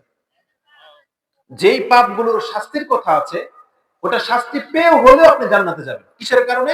ওই শুধু শিরিক না করার কারণে। আবার এমনও দলিল আছে, আল্লাহ যাকে চায় শাস্তি ছাড়াই মাফ করে দিতে পারে, কিন্তু যেটা কন্ডিশন লাগবে সেটা কি? শিরিক থেকে বাঁচতে হবে। তো শিরিক থেকে বাঁচতে হবে, এটা পোলাপানো জানে। আমি যদি দলিল নাও দিই আজকে, এটা আপনারা সবাই জানেন। কি মনে করেন জীবনে শুনছেন না শিরিক সবচেয়ে বড় পাপ? এটা প্রত্যেকটা মুসলিমকে স্মরণ রাখতে হবে যে শিরিক সবচেয়ে বড় পাপ। কিন্তু কিছু মানুষ আছে তারা মনে করে কি, যে মুসলিমরা তো শিরিক করে না। এটা আপনার ধারণা যে মুসলিমরা শিরিক করে না, আমি এই জন্য শিরিক কি এটা বলে দিয়ে তারপর আপনি তাওহীদের মর্যাদায় যাবেন। শিরিক কি এটাই যদি না বোঝেন, আজকের বক্তব্যের কোনো মানি হয় না। কারণ শিরিক থেকে বাস্তব এটা সবাই জানে, কিন্তু শিরিক কি এটাও কি পসিবল কিনা যে আমরা কেউ না কেউ কোনো না কোনো ভাবে শিরকে লিপ্ত, এটা পসিবল কিনা? পসিবল, এটা সম্ভাবনা আছে। কারণ যাদের জ্ঞান কম, যারা পড়ালেখা করে না, তাদের দ্বারা ভুল হওয়াটা কি স্বাভাবিক। যেই ব্যক্তি কোনো কাজের প্র্যাকটিস করে না, ওই কাজে যদি সে হাত দেয়, তার ভুল হওয়াটা স্বাভাবিক। আপনি একজন যে ব্যক্তি ড্রাইভিং জানেন না বা জানতেন, অনেক বছর পর আজকে প্রথম ড্রাইভিং এ আপনি বসেন, আপনার দ্বারা প্রথম চান্সে ভুল হবে। যত বড় পাকনা ড্রাইভারই আপনি হন না কেন, ভুল হবে আপনার। তো এটা হচ্ছে নিয়ম, যে যেই বিষয় থেকে দূরে, তখন ওই কাজে ফিরে আসলে তার ভুল হওয়াটাই স্বাভাবিক। এই জন্য যেহেতু আজকে আমাদের সমাজের মুসলিমরা কোরআন সুন্নাহ চর্চা করেন না, শিরিক তাওহীদের, শিরিক বিদআতের আলোচনা তেমন একটা শুনেন না, অতএব আপনাদের মধ্যেও শিরিক থাকতে পারে। আর এর চাইতেও বড় দলিল হলো কোরআন। কোরআনে আল্লাহ সুবহানাহু ওয়া তাআলা, আমাদের কথা সত্য হতে পারে, মিথ্যা হতে পারে, তাই না? কিন্তু যদি আল্লাহ আপনাকে সতর্ক করে থাকে, আল্লাহ যদি আপনাকে বলে থাকে যে তুমি মুসলিম হওয়ার পরেও মুশরিক, সম্ভাবনা আছে, তখন তো আপনার মধ্যে আরো বেশি ভয় থাকার কথা। ভয় থাকার কথা না? আসুন কোরআন থেকে আপনাকে দেখাই। কোরআনে আল্লাহ সুবহানাহু ওয়া তাআলা সূরা ইউসুফ 12 নম্বর সূরার 106 নম্বর আয়াত আল্লাহ বলেছেন, ওমা ইউমিনু আকসারুহুম বিল্লাহ ইল্লা ওয়া হুম মুশরিকুন, পৃথিবীর অধিকাংশ মানুষ হয়তো এটা দাবি করবে যে আমি আল্লাহর প্রতি ঈমান এনেছি, অথচ আল্লাহ বলেন ওহুম মুশরিকুন, অর্থাৎ তাদের অধিকাংশরাই হচ্ছে শিরিক করা ব্যক্তি, আল্লাহর সাথে শিরিক করে। আপনাকে ভয় করার আরেকটা কারণ হলো কি জানেন? কোন কাফের কিন্তু শিরিক করে না, কোন মুনাফিক শিরিক করে না। শিরিক মুসলিমের দ্বারাই হয়, এটা জেনে নেন। কাফের মানে কাফের। কিন্তু মুসলিমদের ঘর থেকে তিনটা বড় বড় পাপী জন্মায় মুসলিমদের ঘর থেকে। এক হলো মুশরিক, এক হলো মুনাফিক, এক হলো নাস্তিক। মুসলমানদের ঘর থেকে জন্মায়, কাফেরদের ঘর থেকে নাস্তিক জন্মায় না। কাফেরদের ঘর থেকে মুশরিক জন্মায় না, কেন? তা আল্লাহকে অস্বীকারই করেছে, ও তো মানেই না যে আল্লাহ আছে, পরকাল বলে কিছু আছে, ও কাফের। কিন্তু আল্লাহর সাথে শিরিক করে কারা? মুসলিম, যারা আল্লাহকে আল্লাহ আছেন এটা মানে, কিন্তু মনে করে যে আল্লাহ সুবহানাহু ওয়া তাআলা যেমন ক্ষমতা রাখে সন্তান দেওয়ার, আমার অমুক পীর অমুক বাবাও সন্তান দেওয়ার ক্ষমতা রাখে। এই যে বিশ্বাস, এটা হচ্ছে শিরকি বিশ্বাস। বৃষ্টি তো আল্লাহই দেয়, কিন্তু দুর্গাপূজার সময় বৃষ্টি হয়, এই যে বিশ্বাস, এটা হচ্ছে শিরকি বিশ্বাস। আল্লাহই গায়েব জানেন, কিন্তু না, আল্লাহর ওলিরও গায়েব জানেন। এই যে বিশ্বাস, এটা হচ্ছে শিরকি বিশ্বাস। এটা কোনো কাফের বিশ্বাস করে না, এটা মুসলিমদের অন্তরের মধ্যে বিশ্বাস জন্মে। এই জন্য শিরিক হয় মুসলিমদের দ্বারা, শিরিক কোন কাফের মুনাফেকদের দ্বারা হয় না। মুনাফেক তো আল্লাহতে বিশ্বাসই করে না, ও ভান ধরেছে মুসলমান হওয়ার, কিন্তু মূলত শিরিক হয় মুসলিমের দ্বারা। এই জন্য আপনাকে সতর্ক সাবধান হতে হবে, যেহেতু কোরআনে আল্লাহ বলেছেন আর রাসূল নিজে সাহাবীদেরকে বলেছেন এই কথা, এই যেটা নিব সাবা আল মুবিকাত, তোমরা সাতটা ধ্বংসাত্মক পাপ থেকে বেঁচে থাকো। তার প্রথমে হচ্ছে ইশরাকু বিল্লাহ, শিরিক থেকে বেঁচে থাকো। রাসূল সাহাবীদেরকে এই কথা কেন বললেন? রাসূল তো জানবেন যে মুসলিম হয়ে গেছে, এরা আবার শিরক করবে নাকি? বা সাহাবীরা পাল্টা প্রশ্ন করতেন, ইয়া রাসূলুল্লাহ আমরা তো মুসলিম, আমরা আবার শিরক করব কিভাবে? কিন্তু রাসূল বোঝাতে চেয়েছেন শিরক যে কোনো ভাবে মুসলিমদের কর্মের মধ্যে, মুসলিমদের চিন্তার মধ্যে, মুসলিমদের জবানে ঢুকতে পারে। এজন্য আমাদেরকে সতর্ক সাবধান করা হয়েছে। নাহলে আপনার কি মনে হয় যে ইব্রাহিম আলাইহিস সালাম মূর্তিকে ভাঙার কারণে তাকে আগুনের মধ্যে ফেলে দেওয়া হয়েছে, সেই ইব্রাহিম এই দোয়া কেন করবে যে রব্বি ওয়াজনুবনি ওয়া বানিয়া নাবুদাল আসনাম, ওয়াজনুবনি ওয়া বানিয়া নাবুদাল আসনাম? তিনি বলেছেন আল্লাহ তুমি আমাকে এবং আমার সন্তানদেরকে পুতুল পূজা থেকে বাঁচিয়ে রাখো। কেন তিনি এই দোয়া করলেন? অথচ নিজে কিন্তু পুতুল ভেঙেছেন। তার মানে তারা ভয় পেতেন কোনো না কোনো ভাবে তার বিবেক নষ্ট হয়ে যেতে পারে, কোনো না কোনো ভাবে শয়তান তাকে দিয়ে পুতুল পূজা করিয়ে নিতে পারে। আবার এমনকি জেনে নেন, অনেকে জানেনই না যে এই কাজটা কি শিরকের অন্তর্ভুক্ত। যেমন অনেকে হাতের মধ্যে তাগা বালা সুতা লাল কালা কত কি বেঁধে রাখেন, আপনি এটাকে শিরক মনে করেন না। কিন্তু রাসূল কি বলেছেন জানেন? আদি বিন হাতিম, হাতিম তাইয়ের ছেলে আদি, তিনি যখন ইসলাম গ্রহণ করতে আসছিলেন, তার গলার মধ্যে একটা ক্রুশ ছিল স্বর্ণের, সালিব যেটাকে বলে ক্রুশ, ওই যে প্লাস চিহ্ন আছে না, এই ক্রুশ ছিল। ওটা কিন্তু কোনো মূর্তি টুর্তি ছিল না, জাস্ট প্লাস ক্রুশ ছিল। যখন রাসূল সাল্লাল্লাহু আলাইহি ওয়াসাল্লামের কাছে আসছে ইসলাম গ্রহণ করতে, বলছে আদি তোমার গলায় এটা কি? বলছে উতরুকু হাযাল আওসান, তুমি তোমার গলা থেকে পুতুল সরাও। এটাকে রাসূলুল্লাহ আওসান বলেছেন, সানামের বহুবচন আওসান। তাহলে এই যে একটা ধর্মীয় প্রতীক, এটাকে রাসূল সাল্লাল্লাহু আলাইহি ওয়াসাল্লাম পুতুল বলেছেন। কিন্তু আমাদের সমাজেও দেখা যাবে যে অনেকে আছেন যে এই রকমের কোনো কিছু নিয়ে ঘোরেন, যেমন কড়ি পরে, কড়ি লাগায় না, কড়ি গাছ বাইধা রাখে, তাবিজ ঝুলায়, কত কি করে, যেগুলো ইসলাম সাপোর্ট করে না। আপনাকে তা থেকে বাঁচতে হবে। বিভিন্ন সাবজেক্ট আছে শিরক থেকে বাঁচার, তো তার মধ্যে রাসূলুল্লাহ সাল্লাল্লাহু আলাইহি ওয়াসাল্লাম আমাদেরকে সতর্ক সাবধান করেছেন যে ইজতানিবু ইশরাকু বিল্লাহ, তোমরা আল্লাহর সাথে শিরিক করা থেকে বাঁচো। তাহলে এই কোরআনের আয়াত এবং হাদিস থেকে এটা প্রমাণ হয় যে মুসলিমদের মধ্যেও শিরিক হতে পারে। এজন্য আমাদেরকে সতর্ক সাবধান থাকতে হবে। কথাটাকে আপনি হালকা ভাবে নিয়েন না। কেন নিবেন না জানেন? আল্লাহ সুবহানাহু ওয়া তাআলা কোরআনে দুই জায়গাতে এমন ভাবে সতর্ক করেছেন, একটা আয়াতের মধ্যে 18 জন নবীকে এক সিরিয়াল ভাবে বর্ণনা করে সূরা আনআম 6 নম্বর সূরার 82 থেকে নিয়ে 86 পর্যন্ত এই প্রত্যেকটা আয়াতে প্রায় 18 জন নবীর কথা আলোচনা করার পরে আল্লাহ সুবহানাহু ওয়া তাআলা বলতেছেন লাইন আশরাকু, যদি তারাও শিরিক করত লাহাবিতা মা কানু ইয়ামালুন, তারা যা করেছে সব বরবাদ হয়ে যেত। নবীদের সম্পর্কে বলা হয়েছে, এমনকি আমাদের নবী মুহাম্মদুর রাসূলুল্লাহ সাল্লাল্লাহু আলাইহি ওয়াসাল্লামকে আল্লাহ এই আদেশই করেছেন, সতর্ক করে দিয়েছিলেন, যেটা আপনি সূরা জুমার 39 নম্বর সূরার 65 নম্বর আয়াতে পেয়ে যাবেন। তাতে আল্লাহ বলেছেন ওয়ালাকাদ উহিয়া ইলাইকা ওয়া ইলাল্লাযিনা মিন ক্বাবলিক লাইন আশরাকতা লা ইয়াহবাতান্না আমালুকা। আপনাকে সতর্ক করা হচ্ছে, আপনার পূর্বের প্রত্যেকটা নবীকে সতর্ক করা হয়েছিল, যদি আপনিও শিরিক করেন তাহলে আপনার সমস্ত আমল বরবাদ হয়ে যাবে এবং আপনি কিন্তু ক্ষতিগ্রস্তদের একজন হয়ে যাবেন। তার মানে যেখানে আল্লাহর রাসূলকে পর্যন্ত আল্লাহ সতর্ক করেছেন, কেন? যাতে করে আমরা সতর্ক সাবধান হই। এজন্য আমাদের মুসলিমদের উচিত সতর্ক সাবধান হওয়া। এটা মস্ত বড় একটা পাপ, আর এটা শয়তান যে কোনো ভাবে মানুষকে দিয়ে ঘটাতে পারে। একটা কিছু এক্সাম্পল নিয়ে যে শিরক কিভাবে হয়। শিরিক হয় তিন ভাবে। মুখের জবান দিয়ে বাক্য ভাষাতে শিরিক হয়, অন্তরের মধ্যে কিছু চিন্তা আছে সেই চিন্তা দিয়ে শিরিক হয়, এবং কিছু কর্মগত শিরিক হয়। জবান দিয়ে কিভাবে শিরিক হয়? জবানের শিরিক হলো, আমি বেশ কিছু মানুষকে এটা বলতে শুনেছি, তারা অটো রিকশার মধ্যে গাড়িতে বসার সময় বেশ কিছু মুরব্বীদেরকে দেখেছি বসেই বলে আল্লাহ রাসূল। এই শব্দটা শুনছেন? যদি শুনে থাকেন আপনি লক্ষ্য করবেন সে কি বলছে। একজন ব্যক্তি গাড়িতে উঠলো বা ঘর থেকে বেরোলো বা আপনার কাছে ভিক্ষা চাইতে আসলো, আপনার বাড়িতে এসে যদি বলে আল্লাহ রাসূল, সে কি বলল? উদ্দেশ্য কি তার? আমরা যখন কোনো কাজ শুরু করব, কার নাম নিয়ে শুরু করার কথা? আল্লাহ। মানে কি বলি আমরা? বিসমিল্লাহ, তাই না? তাহলে ও যে গাড়িতে বসলো, ও কি বলতে হইতো? বিসমিল্লাহ। বিসমিল্লাহ মানে কার নাম? আল্লাহর নাম। কয়জন? একজন। কিন্তু এ তো উঠে বলল আল্লাহ রাসূল। এ কয়জনকে ডেকেছে? দুইজনকে ডেকেছে।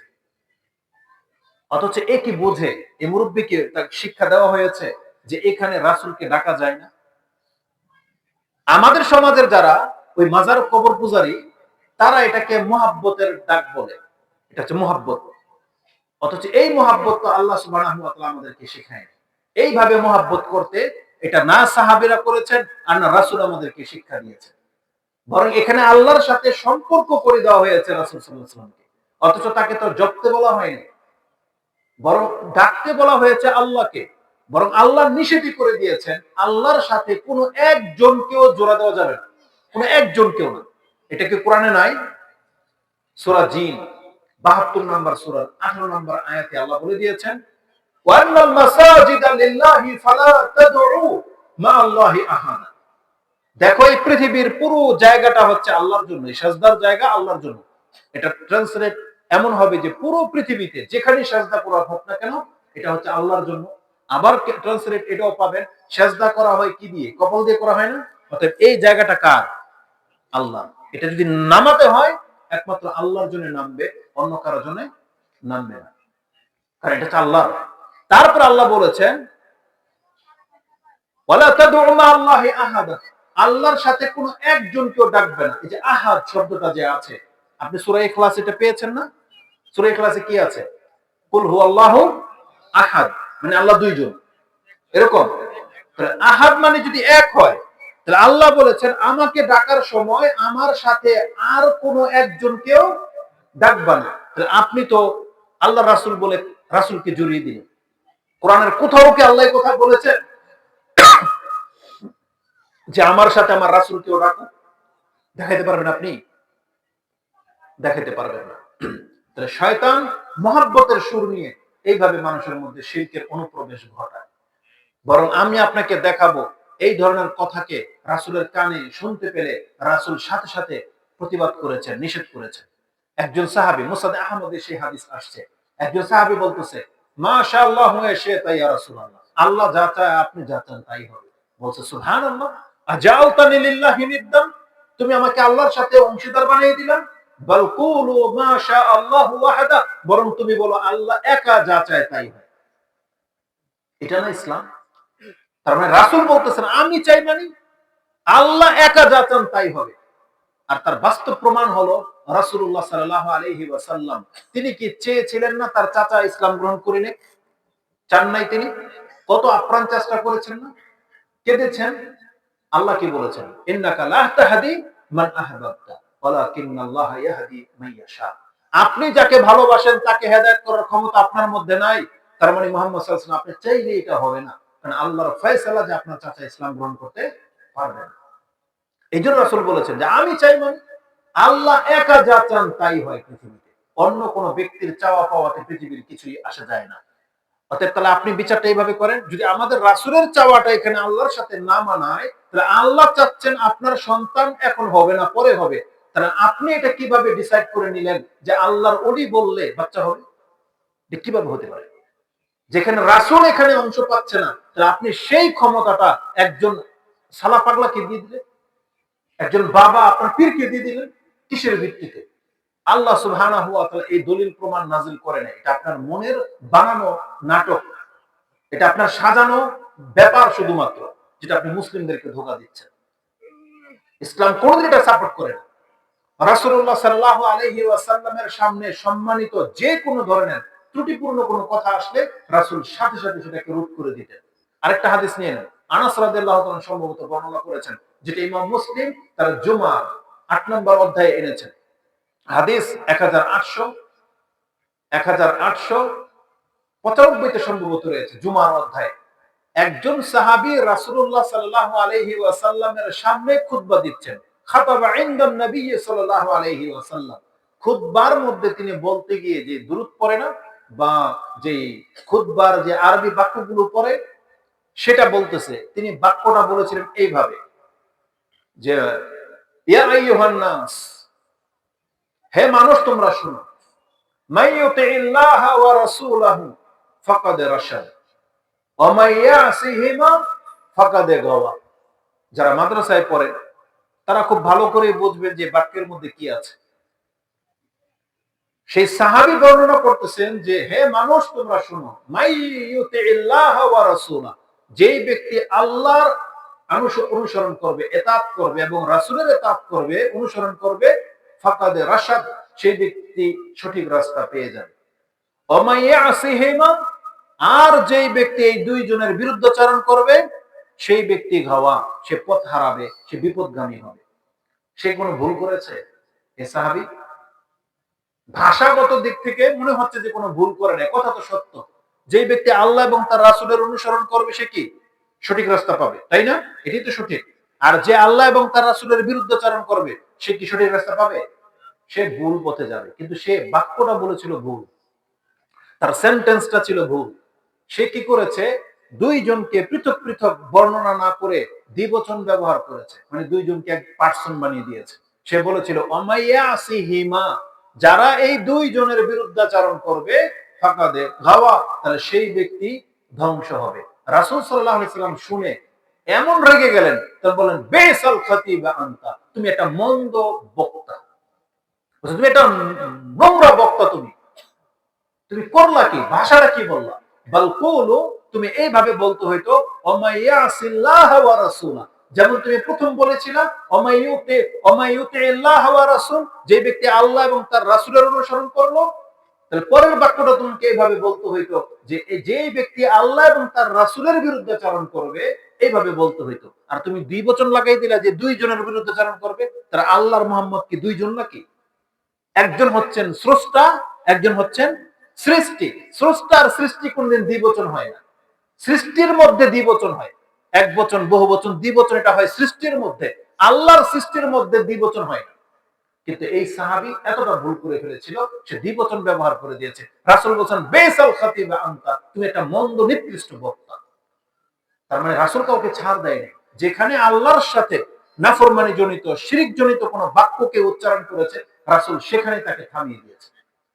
যেটার প্রমাণ এই হাদিসগুলোতে আছে।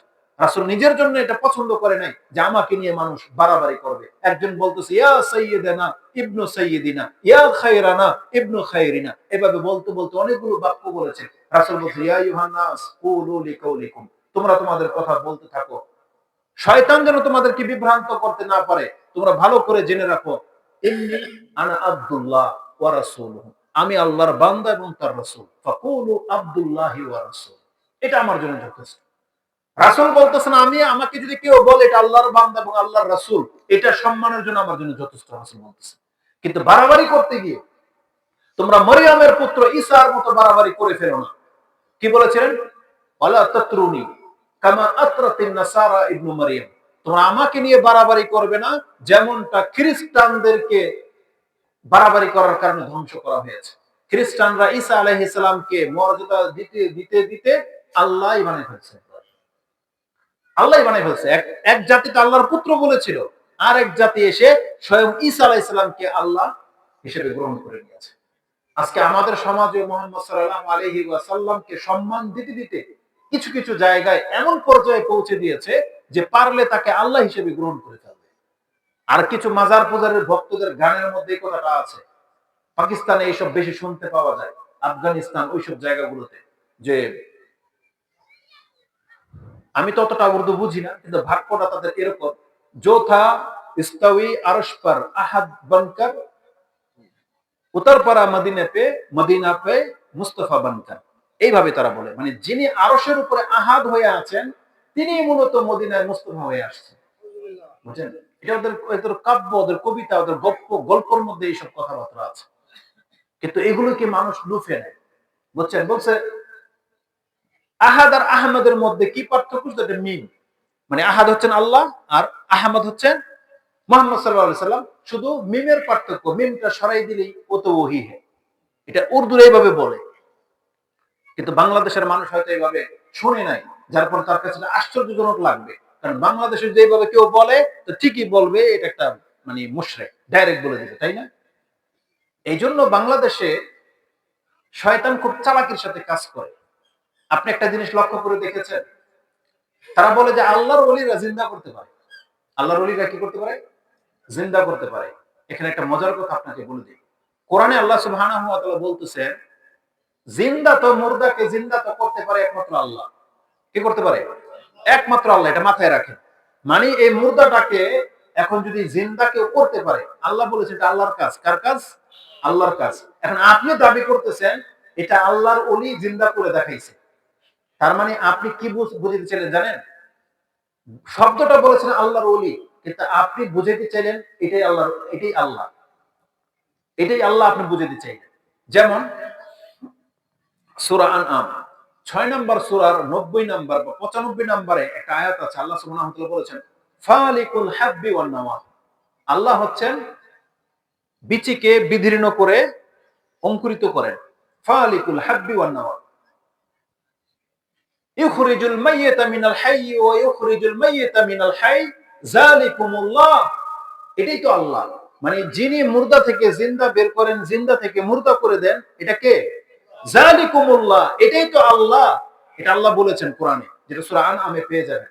এখন আল্লাহ বলতেছেন যেই ব্যক্তি মুর্দাটাকে জিন্দা করে দিতে পারলো, এটা কার কাজ? আল্লাহর কাজ। এবং আপনি বলতেছেন এটা আমার বাবা, আমার পীর করতে পারে।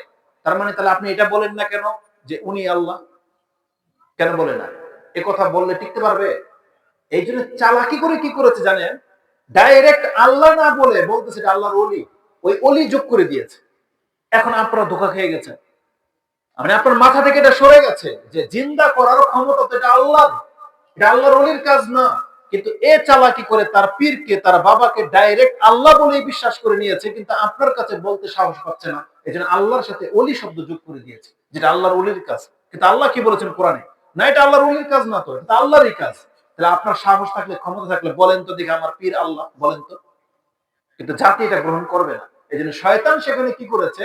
আল্লাহ না বলে বলবে এটা আল্লাহর ওলি। কিন্তু আমরা সাধারণ মানুষরা বুঝতেছি না। এই শয়তানের চালাকিটা আমাদের পিতা আদম আলাইহিস সালামের সাথে করেছিল। কিভাবে জানেন? আল্লাহ বলেছেন লা তাকরাবা হাযিহি শাজারা, তুমি এই গাছের কাছে যেও না। আদম আলাইহিস সালামের কথাটা ভুলে গিয়েছিলেন। শয়তান গিয়ে তাকে কি বলেছেন জানেন? যে আমি কি তোমাকে এমন একটা গাছের কথা বলবো, শাজারাতুল খুলদ। ওই খুলদ শব্দটা সাজারার সাথে লাগিয়ে দিয়েছে, মানে একটা চিরস্থায়ী গাছ। আদম আলাইহিস সালাম ভুলে গিয়েছিলেন, ধোঁকা খেয়ে গেলেন। এই শয়তান তাকে ওখানে ধোঁকা দিয়ে দিয়েছিল। ঠিক বাংলার জমিনেও এই মুরিদানদেরকে শয়তান ধোঁকা দিয়ে দিয়েছে, যেটা তো আল্লাহ না, এটা আল্লাহর ওলি। অথচ দাবি করতেছে ওইটাই যেটা আল্লাহর গুণ। মুর্দাকে জিন্দা করে দেওয়ার ক্ষমতা একমাত্র আল্লাহর আছে, পৃথিবীর কোন শক্তির নেই। অথচ তারা গান বাজায় যে আব্দুল কাদের জিলানী নাকি 18 বছর পরে তার মুরিদকে, মুর্দাকে জিন্দা করছে। আর এটাই হচ্ছে আমাদের সমাজের ভক্তদের অবস্থা। এটা কি করে হতে পারে? মানুষের যদি হিতাহিত জ্ঞান থাকে, তার তাদেরকে কোরআন হাদিসের দিকে ফিরে আসা উচিত। তো বলছিলাম যে মানুষ মুসলিম হয়েও শিরক করতে পারে, এ তার তিন চিন্তায়, তার মুখের জবানে। তবে যে ব্যক্তিটা বলেছিল আল্লাহ রাসূল, সেখানে চরম একটা ভুল করেছে। সে যদি তওবাবিহীন মরে যায়, তার নাজাত পাওয়া কঠিন হয়ে যাবে। তার নাজাত পাওয়া কঠিন হয়ে যাবে। যে মুখের জবানকে, ভাষাকে আপনাকে তাওহীদবাদী করতে হবে। আপনাকে এটাকে তাওহীদের উপরে নিয়ে আসতে হবে, যাতে আল্লাহর সাথে শিরিক না করে ফেলেন আপনি। অন্তরের শিরিক কি জানেন? চিন্তার মধ্যে এটা বিশ্বাস করা যে আল্লাহ ছাড়া অন্য কেউ গায়েব জানে। আরে যদি সেটা আপনি বলেন যে আমাদের নবীও গায়েব জানে, আপনি ভুল করবেন। কারণ আল্লাহ সুবহানাহু ওয়া তাআলা তিনি একমাত্র একাই গায়েব জানেন। তিনি এই গায়েবের কথা কাউকে জানান না। তবে আল্লাহ সুবহানাহু ওয়া তাআলা তার রাসূলদের মধ্য থেকে যাকে যতটা পছন্দ করেন, আল্লাহ যতটুকু জানান, নবীরা ততটুকু জানতে পারে, কিন্তু নিজে থেকে গায়েব জেনে নিতে পারে না। এটার বাস্তব প্রমাণ হলো কিয়ামত কবে হবে, এটা কি আমাদের নবী জানতেন? জানতেন না, কারণ তাকে জানতে দেওয়া হয় নাই। বরং রাসূল নিজেই বলেছেন মাফাতিহুল গায়বি খামস, পাঁচটা হচ্ছে গায়বের চাবি, লা ইয়ালামুহা ইল্লাল্লাহ, সেগুলো আল্লাহ ছাড়া কেউ জানে না। তার একটা হচ্ছে মাতা তাকুমুস সাআতু, লা ইয়ালামুহা ইল্লাল্লাহ, কবে যে কিয়ামত হবে এটা আল্লাহ ছাড়া কেউ জানে না। তা রাসূল বলেছেন আমি গায়ব জানি না, বরং আল্লাহ সুবহানাহু ওয়া তাআলা কোরআনে ডিক্লেয়ার দিয়ে দিয়েছেন। কোরআনের উপর তার কোনো কথা চলে না, চলে? বরং আল্লাহ সুবহানাহু ওয়া তাআলা সূরা নাহল, সূরা নামল ২৭ নম্বর সূরাতে সম্ভবত এই আয়াতটা পেয়ে যাবেন। ৬৫ নম্বর আয়াতে আল্লাহ বলেছেন কুল লা ইয়ালামু মান ফিস সামাওয়াতি ওয়াল আরদিল গায়বা ইল্লাল্লাহ ওয়া মা ইয়াশউরুনা আইয়ানা ইউবাসুন। আল্লাহ বলে দিয়েছেন, হে নবী আপনি বলে দেন আকাশ এবং জমিনে এমন একজন কে আছে যে গায়েব জানে আল্লাহ ছাড়া? কেউ জানে না। তাহলে কোরআনের এই আয়াতের প্রতি যদি আপনার বিশ্বাস থাকে, তাহলে আপনার অন্তরকে পবিত্র করে নেন, পরিষ্কার করে নেন যে আল্লাহ ছাড়া কেউ গায়েব জানে না। এটা আপনাকে অন্তর থেকে মানতেই হবে, কিন্তু ধোঁকা খেয়ে যেন না। আমি এক বক্তার বক্তব্য শুনেছি, যারা কবর মাজার পূজারি না তাদের মধ্যে থেকে একজন, তা বলতেছে ও হাবিরা বলে কি আমাদের নবী মিলে গায়েব জানে না, আরে কুত্তাও গায়েব জানে। বুঝেন কথা? এটা কি ভাষা? এটা বক্তব্যের ধরন? বলছে কুকুরও গায়েব জানে। আচ্ছা কিভাবে? তো বলছে কুকুর যে গায়েব জানে দলিল দেখাবো আপনাদেরকে। কিভাবে? বলতেছে দেখেন না পুলিশ কুত্তা নিয়ে ঘুরে, যারা ডিফেন্সের কাজ করে সিআইডি, ওদের কাছে একটা ট্রেন কুকুর থাকে না? তা বলছে এতগুলো ব্যাগ, কুকুর কারো ব্যাগের মধ্যে মুখ দেয় নাই, আপনারটার মধ্যে মুখ দিল কেন? তখন চেক করে দেখা গেল এখানে অবৈধ গাঁজার পোটলা বা কিছু পাওয়া গেল। এ বলতেছে যে কুকুরও গায়েব জানে না, তো ব্যাগের ভিতরে তো কুকুর না গায়েব যদি না জানতো বলবো কি করে? এটা দলিল? এটা দিয়ে রাসূল সাল্লাল্লাহু আলাইহি ওয়াসাল্লামের গায়েবের প্রমাণিত হয়? এরকম গায়েব তো আমরাও জানি, জানেন না? আমি আপনাকে যুক্তি দিলে আপনার মনে পড়বে যে কিরকম গায়েব জানে। গায়েব যদি হয় এমন বিষয়, এই যে আমাদের পর্দার পেছনে কি হচ্ছে না হচ্ছে আমরা কি দেখতে পাচ্ছি? আমাদের কাছে এটা গায়েব না? এই রকমের গায়েব আমরাও জানি। কিভাবে জানি? যে শীতের সিজন আসছে না, কারো ঘরে যদি পিঠা বানায়, কিছু গ্রাম পিঠা আছে না, বিরিয়ানি যদি বানায়, আপনি যদি তার বাহির দিয়ে যান, আপনি যদি আপনার বন্ধুকে বলেন যে এই বাসায় বিরিয়ানি পাক করছে, ভুল হবে? তো গায়েব তো এটা, আপনি কেমনে জানলেন? আপনার বন্ধু যে জিজ্ঞাসা কেমনে জানলেন? নাকি অস্বীকার কোনো কিছু করতে পারবে এটা? কিভাবে জানলো? এই নাসিকা শক্তি, তাই না? এই নাসিকা শক্তি। কেউ যদি আপনার পাশে একজন বসে যদি হাওয়া ছাড়ে, আপনি বলেন বলেন কিনা যে তুই দিছস? কিভাবে জানলেন আপনি এটা? দেখেন তো নাই। তাহলে এই ক্ষমতাটা আল্লাহ সুবহানাহু ওয়া তাআলা অনেককেই দিয়েছেন, প্রাণীকেও দিয়েছেন, মানুষকেও দিয়েছেন। আচ্ছা কুকুরের নাক যদি বেঁধে ছেড়ে দেয়, কুকুরের ক্ষমতা আছে ও বের করবে? তাহলে এটাকে গায়েব জানার দলিল?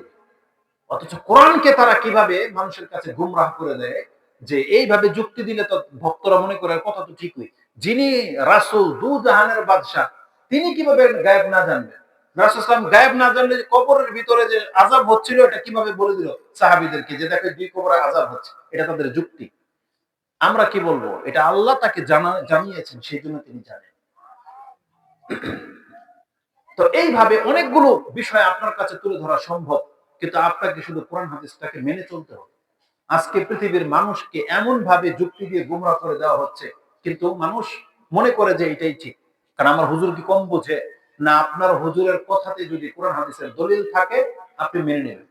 যদি কোরআন হাদিসের দলিল না থাকে, শুধু যুক্তি দিয়ে বোঝায়, আপনি তারটাকে গ্রহণ করবেন না, যদি স্পষ্ট কোরআনের আয়াত তার খিলাফ থেকে থাকে। যেমন স্পষ্ট আয়াত এটাই, আল্লাহ বলেছেন কুল লা ইয়ালামু মান ফিস সামাওয়াতি ওয়াল আরদিল গায়বা, আকাশ এবং জমিনের কোন একজন ব্যক্তি নাই যে গায়েব জানে ইল্লাল্লাহ, এক আল্লাহ ছাড়া। এটা হচ্ছে আমাদের দাওয়াত। কর্ম দিয়ে কিভাবে শিরক হয়? রাসূল বলেছেন ওয়াত্তাকুল্লাহ, তোমরা আল্লাহকে ভয় করো এবং তোমরা গোপন শিরক থেকে বাঁচো। শিরকুস সারায়, তোমরা শিরকুস সারায়ের মানে খাফি, ওই গুপ্ত শিরক থেকে বাঁচো। তখন বলতেছেন ওমা হুন্না ইয়া রাসূলুল্লাহ, সেটা কি? তখন রাসূলুল্লাহ সাল্লাল্লাহু আলাইহি সাল্লাম বলেছেন যে ওমা হুয়া ইয়া রাসূলুল্লাহ, সেটা কি? রাসূল বলেছেন একজন ব্যক্তি নামাজে দাঁড়িয়েছে, কিন্তু হঠাৎ করে সে অনুভব করলো যে তার নামাজটা কেউ ফলো করতেছে, তার বন্ধু বান্ধব আত্মীয় স্বজন বা কেউ ফলো করতেছে, সে নামাজটাকে একটু সুন্দর করে দিল, একটু লম্বা করে দিল। কেন? যাতে করে তার ওই পরিচিত ব্যক্তিরা বলতে পারবে যে না, ও তো অনেক সুন্দর করে নামাজ পড়ে। দান করার সময় প্রকাশ্যে একেবারে এলান করে দান করলো, যাতে করে মানুষ এটা জানবে যে সে দাতা। যারা আছেন ওই সোমবার দিন সিয়াম রাখেন বা কোনো কারণে সিয়াম রাখেন বা হজ করেছেন, আপনি এটাকে পেশ করতেই হবে। আত্মীয় স্বজনের মাঝে অনুষ্ঠান হচ্ছে বা কিছু, কেউ কিন্তু আপনাকে জিজ্ঞেস করে নাই যে আপনি হজ করেছেন কিনা। আপনি এটা বলতে গিয়ে বলতেছেন, আমি ওই যে অমুক বছর হজে গিয়েছিলাম না, তখন দেখছি যে উহুদ পাহাড়টা এরকম। উদ্দেশ্য হলো আপনি যে হজ করেছেন এটা প্রকাশ করা। তো এটাকে বলা হয় রিয়া, লোক দেখানো কাজ।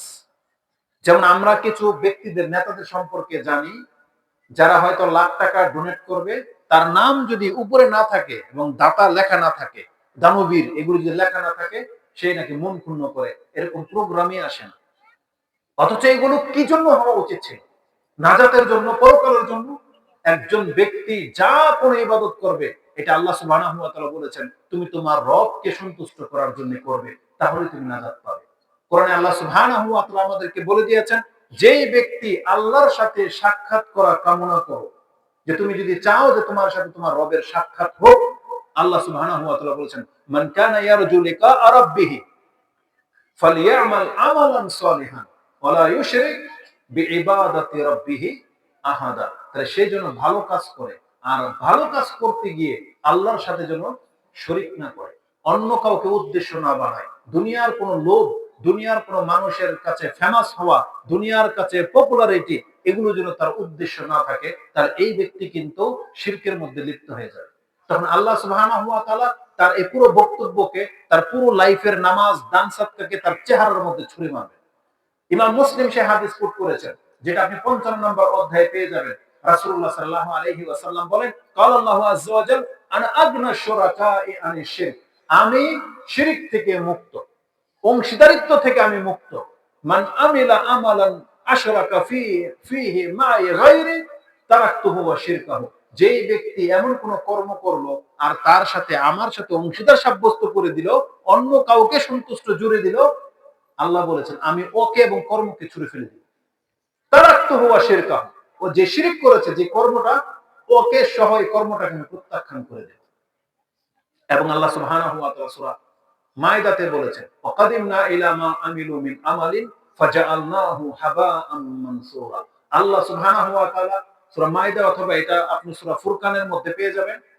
আল্লাহ সুবহানাহু ওয়া তাআলা বলেছেন কোরআনে যে কতক ব্যক্তির ইবাদত এমন হবে, আকাশচুম্বী পাহাড়ের মতো উঁচু হয়ে থাকবে, আমি সেখানে মনোনিবেশ করব এবং আমি সেই কর্মগুলোকে ধূলিসাৎ করে দেব, ছিন্ন ভিন্ন করে দেব। কেন? তাফসীরে বলা হয়েছে এটা হচ্ছে ওই ব্যক্তির আমল, যেই ব্যক্তি ইবাদতের মধ্যে আল্লাহর সাথে শিরক করেছে।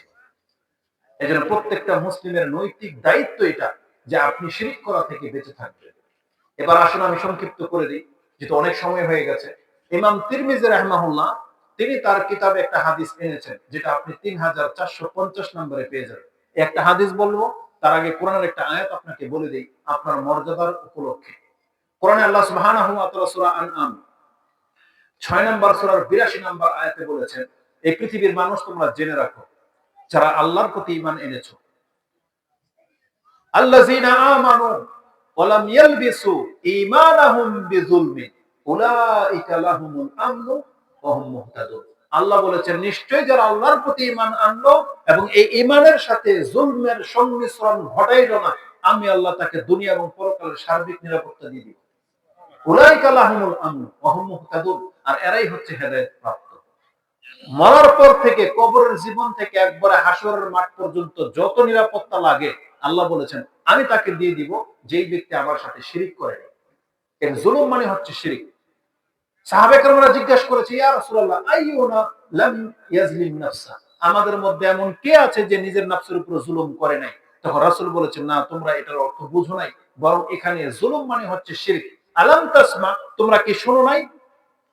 ইযা ক্বালা আব্দুস সালেহ আও রাজুলুন সালেহ, যখন একজন বান্দা, সৎ বান্দা তার ছেলেকে উপদেশ দিতে গিয়ে বলেছিল, ইয়া বুনাইয়া লা তুশরিক বিল্লাহ ইন্না শিরকা লা যুলমুন আযীম, হে আমার বৎস, তুমি শিরিক করবা না, শিরিক কিন্তু মস্ত বড় জুলুম। অতএব যেই ব্যক্তি ইসলাম গ্রহণ করলো এবং আল্লাহর সাথে শিরিক করলো না, এটা হচ্ছে জুলুম না করা, আল্লাহর উপরে জুলুম না করা, মানে শিরক হচ্ছে আল্লাহর সাথে জুলুম করা। মানে জুলুম কখন হয়? আপনি 2% পেতেন, আপনার বাবা ডিক্লেয়ার দিয়ে দিল, না তোর ছোট ভাই পাবে 3, তুই পাবি 2, এক বেশি দিয়ে দিল, আপনি বলতেছেন আমার উপরে জুলুম করো। এই যে জুলুম কথাটা কেন বললেন আপনি? আমরা আমাদের বোনদের উপর জুলুম করি না? ভাইয়েরা বেশি নাই, ভাইয়েরা দামি জায়গা নেই, বোনদের জন্য ওই ক্ষেত নালা ডোবা এগুলো থেকে দেয়, যেগুলোর দাম কম, অনেকে দেয়ই না। তখন আমরা বোনেরা কি বলি? যে এটা জুলুম করা হয়েছে। তাহলে জুলুম মানে হলো যার প্রাপ্য তাকে না দেওয়া, যতটা প্রাপ্য ততটা না দেওয়া, এটা হচ্ছে জুলুম। তাহলে যেই জিনিসটা আল্লাহর প্রাপ্য ছিল, যেই সম্মানটা আল্লাহকে করা উচিত ছিল, যেই ভয়টা আল্লাহকে পাওয়া উচিত ছিল, কোন মুসলিম যদি সেটা কোনো কবর বাজার পূজা বজার বাবা ওই ওই ইদুল বাদর পাথরকে করে, এটা হচ্ছে জুলুম। এই জন্য আল্লাহ সুবহানাহু ওয়া তাআলা জালেমকে কোনদিন ক্ষমা করবেন না। আল্লাহ বলেছেন, যেই ব্যক্তি আমার উপরে ঈমান আনার পরে আমার সাথে জুলুম করলো না, আমি তাকে সার্বিক নিরাপত্তা দিয়ে দিই। এটা হচ্ছে তাওহীদের মর্যাদা, যেটা আপনি সূরা আনআমের 82 নম্বর আয়াতে পেয়ে যাবেন। আর বলেছিলাম একটা হাদিস বলে দিয়ে, যদিও বলার মতো অনেক কথা ছিল, কিন্তু আপনারা নিতে পারবেন না, কারণ কোরআন হাদিসের কথা যত বেশি আপনি শুনবেন তত উপযুক্ত ছিল। কিন্তু শীতের রাত, আপনাদের সংখ্যা অনেক কমে যাচ্ছে এবং আপনাদের ব্রেন ক্যাচ করতে পারতেছে না, অনেক কথা আছে। কিন্তু আপনি জেনে নেন, এই বিষয়টা হচ্ছে সবচেয়ে দামি বিষয়, যে আপনি আল্লাহর ইবাদত করবেন, আল্লাহর সাথে কাউকে শিরিক করবেন না। তাহলে আপনার মর্যাদা যে কি, আমি আপনাকে কেমনে বুঝাই? বাংলায় কয়েকটা কথা বলি, হাদিস পড়তে গেলে অনেক সময় লেগে যাবে। এটাও মুসলিমে আছে, আব্দুল ইবনে আব্বাস তার ছেলে যখন ইন্তেকাল করে, তখন বলে জানাজার নামাজ হবে, বলতেছে দেখো তো 40 জন ব্যক্তি হবে কিনা জানাজার নামাজে অংশগ্রহণকারী। তখন বলতেছে না, এখনো 40 জন হবে না, অপেক্ষা করো। কিছুদিন পরে বলছে হ্যাঁ, এখন 40 জনের মতো জমা হয়ে গেছে। তখন বলছে এবার লাশ বের করো, এবার জানাজার নামাজ হবে। কেন? তখন আব্দুল ইবনে আব্বাস বলেছেন, আমি রাসূলুল্লাহ সাল্লাল্লাহু আলাইহি ওয়াসাল্লামের কাছ থেকে শুনেছি, কোন মৃত ব্যক্তির জানাজায় যদি এমন 40 জন ব্যক্তি জানাজায় দাঁড়িয়ে যায় যে লা ইউশরিকু বিল্লাহি শাইআন, যে আল্লাহর সাথে শিরিক করে নেই, এমন 40 জন ব্যক্তি যদি কোন ব্যক্তির জানাজার নামাজ আদায় করে, তাহলে আল্লাহ সুবহানাহু ওয়া তাআলা 40 জন ব্যক্তির দোয়ার কারণে একে ক্ষমা করে দেওয়া হবে। এটা হলো তাওহীদবাদী ব্যক্তিদের মর্যাদা। রাসূলুল্লাহ সাল্লাল্লাহু আলাইহি সাল্লাম বলেছেন, কিয়ামতের মাঠে যারা আল্লাহর সাথে শিরিক করে নাই এইভাবে উঠতে পারবে, তাকে আল্লাহ সুবহানাহু ওয়া তাআলা দেখাবেন কে কি পাপ করেছে, এবং আল্লাহ বলবেন যে দুনিয়াতে সেগুলোকে আমি ঢেকে রেখেছিলাম, আজকে তোমাকে আমি ক্ষমা করে দিলাম। এটা নাজর হাদিসের মধ্যে আছে, যেগুলো আমি নাম্বারিং সহ বলতাম। তো সর্বশেষ যে হাদিসটা বলবো, এটা বলে দিয়ে শেষ করে দেব।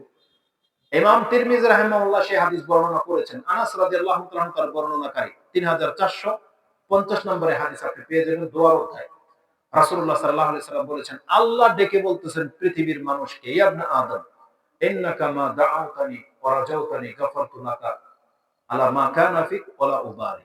ইয়া ইবনে আদম লাউ আতাইতানি, ইয়া ইবনে আদম লাউ বালাগাত যুনুবুকা আনানাস সামাই সুম্মা ইস্তাগফারতানি গাফারতু লাকা ওয়া লা উবালি। ইয়া ইবনে আদম লাউ আতাইতানি বিকুরাবিল আরদি খাতায়া সুম্মা লাকিতানি লা তুশরিকু বি শাইআন লা আতাইতুকা বিকুরাবিহা মাগফিরা। এটা হচ্ছে হাদিস। রাসূল বলেছেন, আল্লাহ আমাদেরকে ডেকে বলতেছেন, হে আদম সন্তান, তুমি শোনো, তুমি যতবার আশা নিয়ে, যতবার তুমি আকাঙ্ক্ষা নিয়ে আমাকে ডাকবা, যতবার ডাকবা এবং আশা নিয়ে ডাকবা, আমি আল্লাহ ততবারই তোমাকে ক্ষমা করে দেব। তোমার পাপ কি আছে এটা আমি আল্লাহ দেখব না। এটা হচ্ছে এই মুসলিম বান্দাদের গুণ। কারণ মুসলিমরা ঘন ঘন পাপ করে ফেলে, কিছুক্ষণ পরপরই পাপ করে ফেলে। আল্লাহ বলেছেন, যখনই পাপ হয়ে যাবে, যখনই তুমি বলবা আল্লাহর কাছে আল্লাহ আমাকে ক্ষমা করে দাও, আল্লাহ বলেছেন ততবারই তোমাকে ক্ষমা করা হবে। মানে আমরা ক্ষমা চাইতে চাইতে হয়তো অভক্তি হয়ে যাব, আমরা হয়তো নিরাশ হয়ে যাব, কিন্তু আল্লাহ বলেছেন আমি তোদেরকে ক্ষমা করতে করতে নিরাশ হইব না, অপারগ হব না। কারণ আল্লাহর নামই হলেন গফফার। আল্লাহ হচ্ছেন গফুর, গফুরুর রহিম। আল্লাহর কাছে আজ পর্যন্ত কোনো ব্যক্তি ক্ষমা চেয়ে পায় নাই, এমন কোনো রেকর্ড নেই। আল্লাহ বলেছেন, যেই আমার কাছে ক্ষমা চাবে আমি আল্লাহ তাকে ক্ষমা করে দিই। এটা আল্লাহ ঘোষণা করে দিয়েছেন। কারণ ফয়সালা তো হবে বিচারের মাঠে, কেউ ক্ষমা চাইয়ে ক্ষমা পায় নাই এমনটা হবে না। আল্লাহ বলেছেন এটা হবে না, কারণ আল্লাহ হচ্ছেন গফুরুর রহিম। পৃথিবীর কোন বাদশাহ এমন নাই যে চাইলে তার কাছ থেকে পাওয়া যায়, কিন্তু আল্লাহ এমন এক সত্তা, আল্লাহ বলেছেন আমার কাছ থেকে কোনো ব্যক্তি চেয়ে পাবে না, এমনটা হবে না, কিন্তু চাইতে হবে আল্লাহর কাছে। আল্লাহ বলেছেন, মা রাজাউতানি, যতবার তুমি আশা নিয়ে আসবা ততবার আমি তোমাকে ক্ষমা করবো, অলাউ বালি, আমি কোনো পরোয়া করি না। আল্লাহ বলেছেন তারপরে আল্লাহ সুবহানাহু ওয়া তাআলা নিজেই বলে দিচ্ছেন, হয়তো আদম সন্তান বুঝবে না যে আল্লাহ কত পাপ ক্ষমা করবেন, তখন আল্লাহ সুবহানাহু ওয়া তাআলা নিজেই বলতেছেন, ইয়া ইবনা আদম লাউ বালাগাত যুনুবুকা আনানাস সামাই, তোমার পাপ যদি আকাশের মেঘ মালা পর্যন্ত ছেয়ে যায়, সুম্মাস্তাগফারতানি, তারপরে এসে যদি তুমি আমার কাছে ক্ষমা চাও, আল্লাহ বলতেছেন আমি তোমাকে ক্ষমা করে দিব, আলা উবালি, আমি তাও কোনো পরোয়া করি না। তারপরে সর্বশেষ আল্লাহ সুবহানাহু ওয়া তাআলা এমন একটা কথা বলেছেন যেটা আজকের বিষয়ের সাথে খাস। এটা প্রত্যেকটা মুসলিমকে আজকে অন্তর থেকে নিতে হবে এবং ওয়াদা করতে হবে আল্লাহর সাথে। সেটা কি জানেন? আল্লাহ বলেছেন, ইয়া ইবনা আদম লাউ আতাইতানি বিকুরাবিল আরদি খাতায়া সুম্মা লাকিতানি লা তুশরিকু বি শাইআন লা আতাইতুকা বিকুরাবিহা মাগফিরা। হে আদম সন্তান, তুমি যদি আমার সাথে কিয়ামতের মাঠে এমন অবস্থায় সাক্ষাৎ পায়, আমি যখন দেখতে পাবে তোমার পাপ পুরো পৃথিবী ভরে গেছে, তার মানে এমন অবস্থায় তুমি আমার সাথে সাক্ষাৎ করেছো যে তোমার পাপ তো পৃথিবী ভরা। আল্লাহ সুবহানাহু ওয়া তাআলা বলেছেন, আর সেই পাপের মধ্যে যদি শিরকের পাপ না থাকে, যে তোমার রিজিকের প্রয়োজন ছিল, তুমি আল্লাহ ছাড়া কারো কিছু চাও নাই, তোমার সন্তানের প্রয়োজন ছিল, তুমি আল্লাহ ছাড়া অন্য কোনোকে সন্তানের মালিক মনে করো নাই, তোমার বরকতের প্রয়োজন ছিল, তুমি আল্লাহ ছাড়া অন্যের কাছে মাথা নত করো নাই, এইভাবে যেই ব্যক্তি আল্লাহর বান্দা থেকে গেছে, যেই ব্যক্তি কারো পা চাটতে যায় নাই, আল্লাহ সুবহানাহু ওয়া তাআলা বলেছেন, আমি যদি দেখতে পাই যে তুমি শিরক করো নাই, শিরকের পাপ তোমার মধ্যে নাই, আল্লাহ বলেছেন লা আতাইতুকা বিকুরাবিহা মাগফিরা, তাহলে তোমার পাপ যত, ততটা রহমত নিয়ে আমি আল্লাহ তোমাকে ক্ষমা করে দেব। এটা হচ্ছে শিরক না করার মধ্যে। অতএব কোন অবস্থাতে একজন মুসলিম যেন এটা মনে না করে যে আল্লাহ যদি আমাকে সন্তান না দেয়, তাহলে কোন বাবা আমাকে সন্তান দিতে পারবে, এটা কিয়ামত পর্যন্ত কেউ প্রমাণ করতে পারবে না। আপনার ব্যবসায় যদি বরকত না হয়, আপনার বাবার নাম জপলে করে আপনার ব্যবসায় বরকত হবে না, জেনে নেন। এটা শয়তানি টার্ম, যেটা অনেকে মনে করে থাকে, কিন্তু আল্লাহ সুবহানাহু ওয়া তাআলা হচ্ছেন সবকিছুর ক্ষমতার ঊর্ধ্বে। আল্লাহ সুবহানাহু ওয়া তাআলা একাই নিয়ন্ত্রণ করেন। আল্লাহ নিজেই হচ্ছেন রাজ্জাক, আল্লাহ নিজেই হচ্ছেন সৃষ্টি।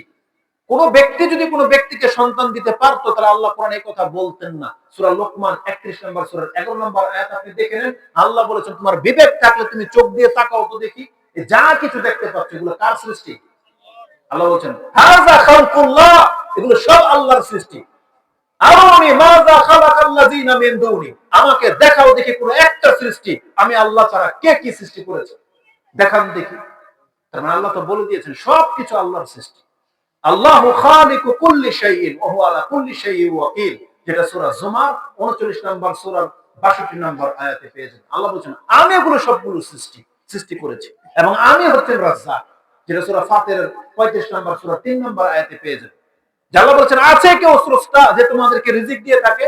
হাল মিন খালিকিন গায়রুল্লাহ ইয়ারযুকুকুম মিনাস সামাই ওয়াল আরদ লা ইলাহা ইল্লাহু। আল্লাহ বলেছেন আল্লাহ ছাড়া সত্য কোনো ইলাহ নাই।